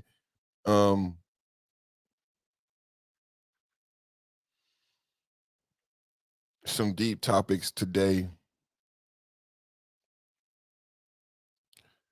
I believe one of the answers that we came out of today is that we discussed the cool table for those of you who may not understand the definition and the purpose behind the cool table. And then we also got to the revolution will not be televised and how we need to understand the next iteration of the cool table is us elevating ourselves to the point of productivity in business, like Rael said, that we can create institutions and that we able to have meetings like the meeting between Arthur Ashe, Jesse Jackson, and all of the other Black leaders of the time who met in secret to create progression for Black men. We have to have these organizations. Everyone doesn't need to know that Arthur Ashe was in the same room with Jesse Jackson and that we were moving in the same direction despite Arthur Ashe doing it with his tennis racket. but we need to have these conversations, and we need to have these understandings. It's so powerful what we discussed today, with the jokes, with the fun, having fun talking about Usher, having fun talking about Russell Wilson and Future Hendrix, and then we get to social engineering, Black identity, Black power. And we get to Jay-Z, one of them held in the highest reverence. You got Michael Jackson, you got Jay-Z, you got Michael Jordan. But I mean, Jay-Z is up there pretty high, especially since he married Beyonce and him still being alive. And Jay-Z coming out with this alliance. I've been speaking to you lately about alliances. First, we see Ice Cube letting you know where his alliances are and his lack of alliances. In the same breath, in the same token, you now see Jay-Z telling you his alliances through this initiative. It's actually very highly intelligent. I can't be mad at Jay-Z. If you're a fan of Jay-Z and you believe in the new black, you can't be mad at Jay-Z and how he dealt with Ice Cube. If you felt like Ice Cube, like a lot of people felt with the plan of Black America, that Ice Cube, you're out of your breath, right? You're out of your breath. You shouldn't be doing. You're out of your wheelhouse. This is too big for your britches, right? That's how they felt about the plan of Black America. This is Jay-Z agreeing with those individuals again about the big three, because he could take this picture with a lot of people. Jay-Z has a lot of friends. He could take this picture with a Barack Obama. Why does he take it with the NFL owner? He's sending a message. There's a lot of messaging here. This is what we were talking about earlier, Hot Sauce and I, about messaging. Why would he take it with Robert Kraft if Robert Kraft is not part of the whole Kraft initiative? Kraft, like the cheese, like the singles, huh? Why isn't it the whole Kraft singles initiative, huh? Why is it the whole exhibition? Why is it in Brooklyn Public Library? Highly democratic, highly liberal. You know what type of story hour is happening on the weekends in Brooklyn Public Library. You think that's not optics, ladies and gentlemen? As we talk about messaging, as we talk about narrative, think about the optics of this. Brooklyn Library was purposely chosen. The whole initiative as a name was purposely chosen. The pictures being put out by the media, this is an old photograph. This is an old photograph. Hova is bald-headed in this picture. This is an old photograph, but this is what's going around on social media today. This is an old photograph. This is how long the relationship has been of Robert Kraft and Jay Hova. Did anybody think about that? How about that? In this photograph, Jay-Z has a fade as he's laughing, hardy, ha, ha, ha, ha. Look at my bazaar. In this photograph, Jay-Z has a fade. As we know, Jay-Z has dreads past his shoulders now. So this photograph is over 10 years ago. This is the headline of 2023, but they chose a photograph from 10 years ago. That's optics, ladies and gentlemen. That's narrative, ladies and gentlemen. That's propaganda, ladies and gentlemen. And here at Perfect Timing Podcast, we break it down all the way down to boogie downtown, boogie down. That's optics. Where's the dreads? Where's the recent photo? How do we know Robert Kraft is part of this initiative if this photo is over 10 years old? Where's the recent photo with Jay-Z and Robert Kraft supporting the story time at Brooklyn Public Library? It's photographed 10 years old. But the message is not. The message is more relevant than ever. The message is now loud and proud, and Jay-Z is down. The message is loud now and proud, and Jay-Z is down. The message is loud now and proud, and Jay-Z is down. So don't be surprised. You know, I said I'm with the bullshit. People, Perfect, why are you talking about this? Don't be surprised when Jay-Z is running for office. Remember the other actress who ran for New York governor? She almost won. She had a great campaign. I'm gonna be honest. I kind of felt sorry for her because she fell victim to this Democratic power structure that Elder was talking about earlier with Bernie Sanders and Donna Brazile, and how the Clintons took over the Democratic DNC, and how why the legislation looks the way it looked in the Biden White House, because it's the staffers and the people who actually write the legislation who work in the White House. The president is just a body. But those people, those staffers, those writers, those are all from the Clinton, whoever they want to call it, the Clinton clique. Donna Brazile, who helped her cheat in the debate. Y'all don't remember all that? This is Jay-Z saying he's aligned with these individuals. So don't be surprised if Jay-Z comes out running for senator, setting him up for a presidential bid to help people like Robert Kraft get across policy. Because we'll see Jay-Z as the great the great black hype, and he'll be there to get across Robert Kraft's policy. Earlier, Hassan said we need to use these people and these tools. What you see here is Robert Kraft utilizing Jay-Z as this great and powerful vehicle. Jay-Z, you have political ambitions. I got money coming out the asshole. You want to be president? You want to be senator? I can make that happen for you. Because I see through you, son, I can get some of the policies that I've been waiting to get passed. You know, policies like affirmative action, policies like abortion. Y'all have no idea what's on the horizon. What else next, huge, that they want to change that accidentally might get changed in the Jay-Z administration? I'm sorry, Sean Carter administration. Do y'all know Robert Kraft got the kind of money to elect a president? He got that presidential campaign type of money. If you're working for me, what we have to understand is when you see this alliance, this is not black power. This is not reparations. This is not ADOS. This is not FBA. This is not affirmative action. This is not student loans. This is not none of the shit we talked about.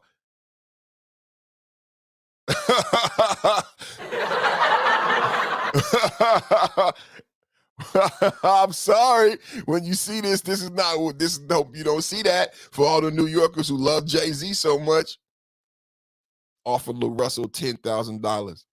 All the people he's ripped off with Rock Nation, allegedly. And now he's selling Rock Nation, allegedly.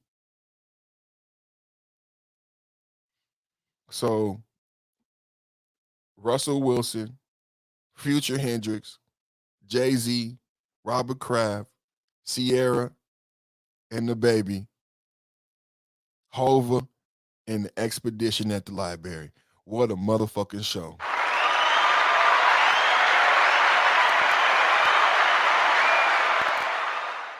Hova at the Expedition at the motherfucking Library. What a motherfucking show, boy. What a motherfucking show. Thank y'all for tuning in, tapping in. Thank you to Rod L for coming through. I put the link, you guys, to the Black Brain Trust in the chat. Y'all make sure y'all tap in to the Black Brain Trust so you can hear more from Rod L. Also, every morning on the Cool Table, on the Roger Report, habitual line steppers.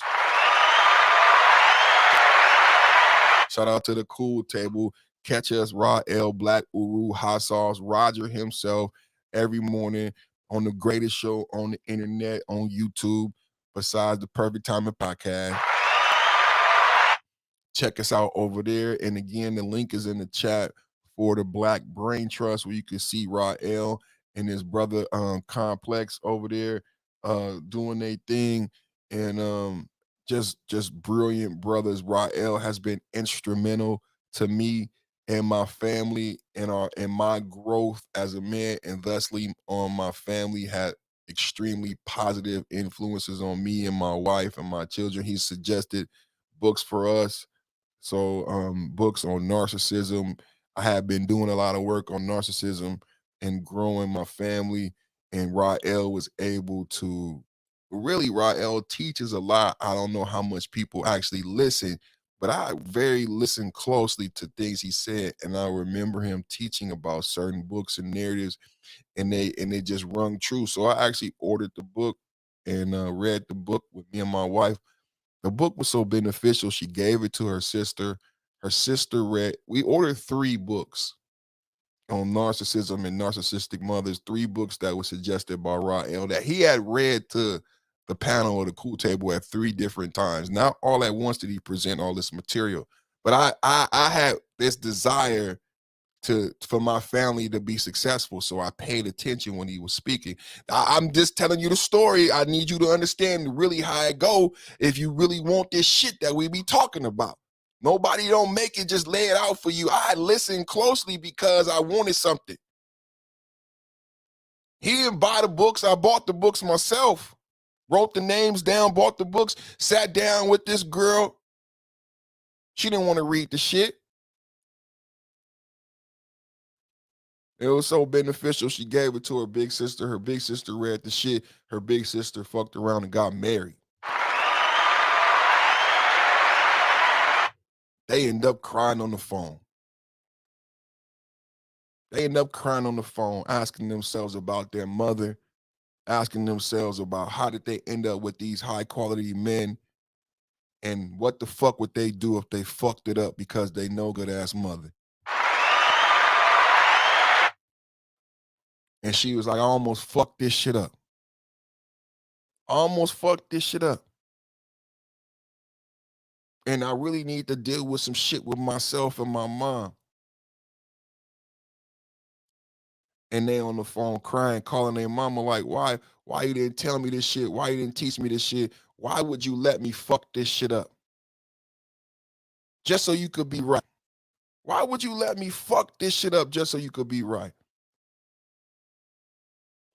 You know, today with the black men trending is a lot of black women talk about affirmations. And a lot of this shit they be saying is the spookism and these spoken word. And a lot of this shit my wife say all the time. My wife will call me and text me all the time, tell me I'm king, I'm intelligent, I'm strong. And it don't have to be in a song or a magical speech. It's how she genuinely feels.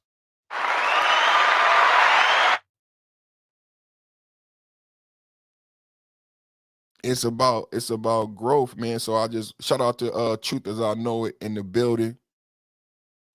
So I just wanted to share with y'all that so y'all could tap in, subscribe. Truth As I Know It is another good brother, actually married, successful in business, in life, in marriage, in family, intelligent, handsome, healthy, black, strong brother.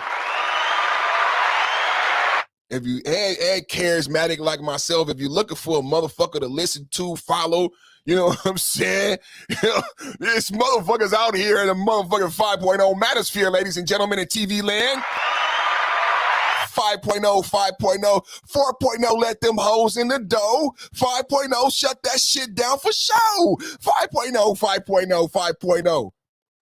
It's actually motherfuckers that's married, intelligent, successfully married. It's not easy being successfully married. It's not easy living with a human being, let alone another woman. The elder talks about female nature all the time. It's not easy living with your best friend. It's not easy having a roommate, let alone living with another woman, sharing the same fucking bed. There's so many complexities that we never get to. We get bogged down in the trauma. But it's not easy just to live with a fucking person. If you never went to college, if you stay in the fucking projects, if you stay in the fucking small mind, we don't even talk about that little shit. And we could deal with that. We could get further in the brotherhood. It's so difficult just to live with another human being. And you listen to motherfuckers who still live at home, who haven't successfully maturated to that type of shit, bro. Don't have real friends. Don't pay motherfuckers back. You know what I mean? Don't call niggas back. Don't pay niggas back their little $5. These are niggas you listen to. There's actually real men who do men shit. That's not easy. It's not easy. You hear, I'm alpha, I'm sigma. It's not easy. Raising children,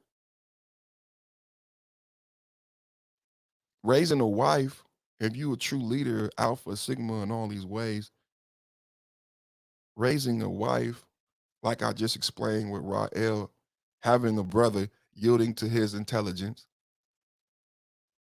It's not easy being a man Me in my relationship with Rael, it's not easy being a man. It's not always about you knowing everything, yielding to God, yielding to your brother's intelligence. It's not easy.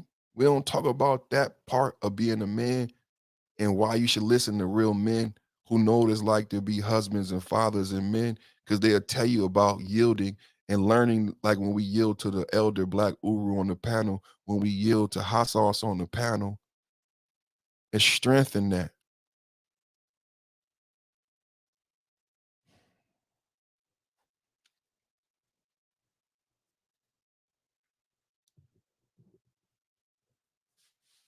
So I just want to give my brothers their props, man. They deserve it. As Black men, as brothers, they deserve it. Truth as I know it, Rael, Hot Sauce, Mr. Z, Black Uru, Kevin C, Rogish, Roger, they deserve it. K Pierce, KP, I'm listening, Can't See in Red, Chef Mike, Chaos. They deserve it. We have to tell a story when we talk about narratives. If we not gonna tell a story, who the fuck is this? Is why I take this time out, because it's our narrative.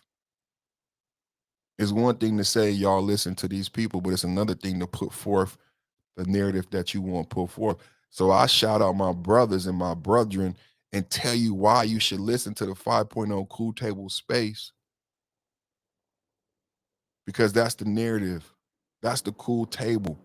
That's the message. That's the imagery. That's how I changed the game. All my brother Sirism has stepped in the motherfucking building. Welcome to the Macosphere. Sirism is here. Did that rhyme? I meant to do that. Shout out to my brother Sirism in the building, man. That's a motherfucking player. My motherfucking neighbor came here floating to the YouTube streets through the bay water on a glass sandwich bag. Game was all we had. Yeah, we in here, man, doing our thing like no other, man. So I shout out to my brother Sirism, another person, man, in the Black manosphere, creating content. You know what I'm saying? Like, I love the growth of Sirism and his channel and his progression, and the way we were on the panel the other day, the way he kept steering me on the panel to perfect. You got a lot of game. What would you say to my nephew? I was so powerful, Ism. Because we be having fun in these spaces. And Ism said, man, you got a lot of game, man, a lot of energy, but that's well and good. But what would you say to my nephew?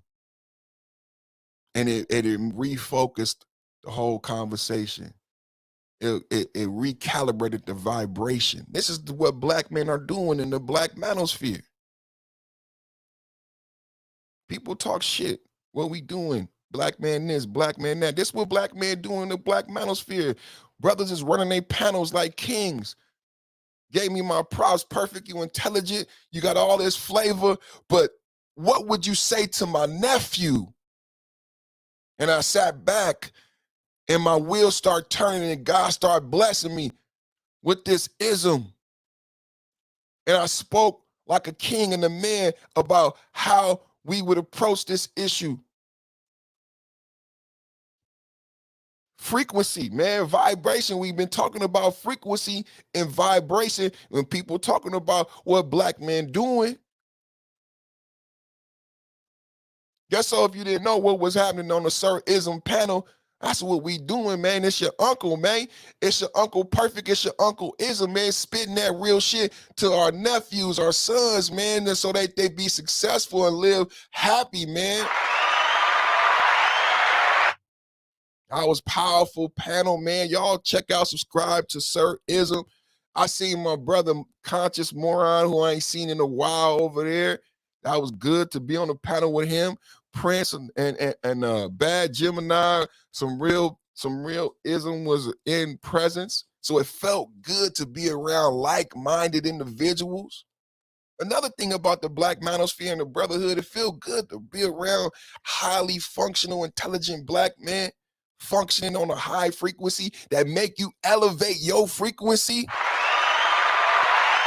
Who don't want that? I don't know why. You're not a man, and this is what being a man is about. When you be challenged, you present yourself like you all that. You got to accept to step up to the challenge, man, and then, get elevated, raise up your frequency. Perfect. What would you say to my nephew?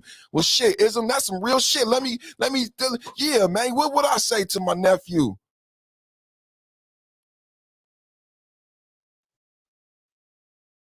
That's what we talking about, man. So I'm gonna get up out of here, man. Ism said, who got the best show on YouTube? Shout out to Ism and Roger and everybody, the Black content creators I named, man. What I said about 5.0, and I was explaining to Roger in the back chat, I said 5.0 was a race to the top. 5.0 was them brothers who won't stop. 5.0 was them brothers who got that lock. 5.0 was a race to the top because it's an analogy for the Tour de France and Team Strong and Lance Armstrong. And my understanding that it's a race of a team up a mountain, a steep mountain in France. And a lot of people know Lance Armstrong, but a lot of people don't know Team Strong and how imperative it is to Lance Armstrong victories that this team is with him the entire time. And I said, God, this is it. Because I don't want to race my brother. Someone was going to come in first. Someone was going to come in second. Someone was going to come in third. Someone was going to come in last. I don't want no one to come in last. I don't want to race my brother. And God said, what if it was a Tour de France? What if you and your brothers were a team in the race up the hill? Because life is a race. What if we as men race together as a team? Some people in the lead at certain times, Roger, Hot Sauce, Ism, other people in lead at other times. The goal is getting to the top of the mountain. The thing about racing to the top of the mountain, there is no first, second, or third. Once you get to the top of the mountain as a team, guess what? Everybody wins because everybody's at the top of the top. Mountaintop. That's what grandma would sing about. That's what Martin Luther King preached about. If we racing in the Tour de France, it don't even matter if another team got to the top of the mountain before us. That's not my concern, brothers. Y'all hear what I said? It don't even matter if another team gets to the top of the mountain before us. That's not my concern, brothers. 5.0 is a race to the top because all that matters is that Black men make that realization that we deserve to be at the top of the mountain with everybody else. And the only way to get there is in a team effort because it's a steep hill and it's a race. It's a Tour de France. That's what 5.0 is. We didn't talk about 5.0. We didn't talk about the cool table. Now you know. Y'all have a good day. I'm going to go take the dog for a walk. She been good sitting here chilling with me this whole time. So y'all have a good day. Salute. God bless everybody who watched the show. I pray that the message was a blessing and effective. And may you all have a blessed day. Prayer covering over everybody listening. Successful passages in all your endeavors and safe passage on the highways and byways.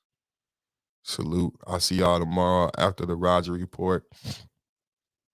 And thank goodness everybody realized I was right today on the Nino Brown. I'm typically right. That's why my name is Perfect. But I always tell you guys I'm perfect, not right. I'm going to always be perfect, but I'm not always going to be right. I'm perfect because I am that I am. But don't look for me to be right because you'll be disappointed, but I'm going to always be perfect. But today I was right.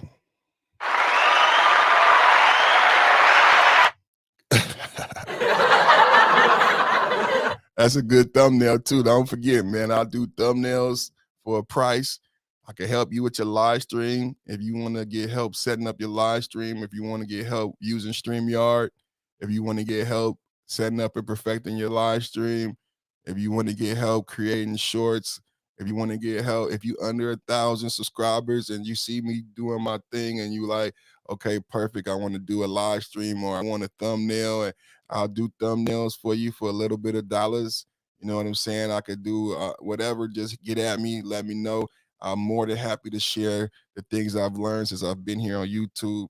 So I'm more than happy to help the black men in this space. You know, I'll do a little YouTube college for y'all, and we'll come up with an affordable rate for everybody can afford. You know what I'm saying? And we could get something like that going for y'all. Because I could see a lot of people, you know, be doing their thing, need a little assistance, you know what I'm saying? Especially when they move over to the live stream medium and trying to show videos and trying to post videos and react to videos. It's a style, it's a way to use the software. And I'll be willing to teach you all of that for a nominal fee. $19.99. Nah, it ain't gonna be $19.99, but you know, remember everything was $19.99.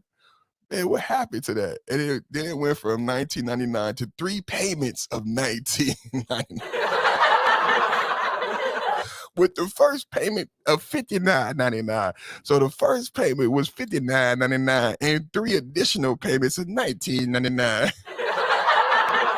What was it? It's like Trail Bentley with the 57 cent. What was it about the 99? Why did it have to be $19.99 or $59.99 like Trail Bentley with the 57 cent? It worked though. My mama would jump out at that $59.99 and 3 additional payments of $19.99. It worked. I tell you it worked, boy. I tell you it worked, boy. So I might have to do something like that for y'all. $99.99 with 3 additional payments of $59.99. Something like that, you know what I mean? Hey, man, salute, man. Hey, man, salute. Check us out, man, in the morning, man. Y'all have a good day, man. Oh, you know what I'm going to do before I get up out of here? No, I'm not going to play the song again because I don't know if they mess with me about the song. So y'all go listen to that new Future and Quavo. I was going to play it again, but I think they mess with me about the song, so I ain't going to play it again. Y'all have a good day.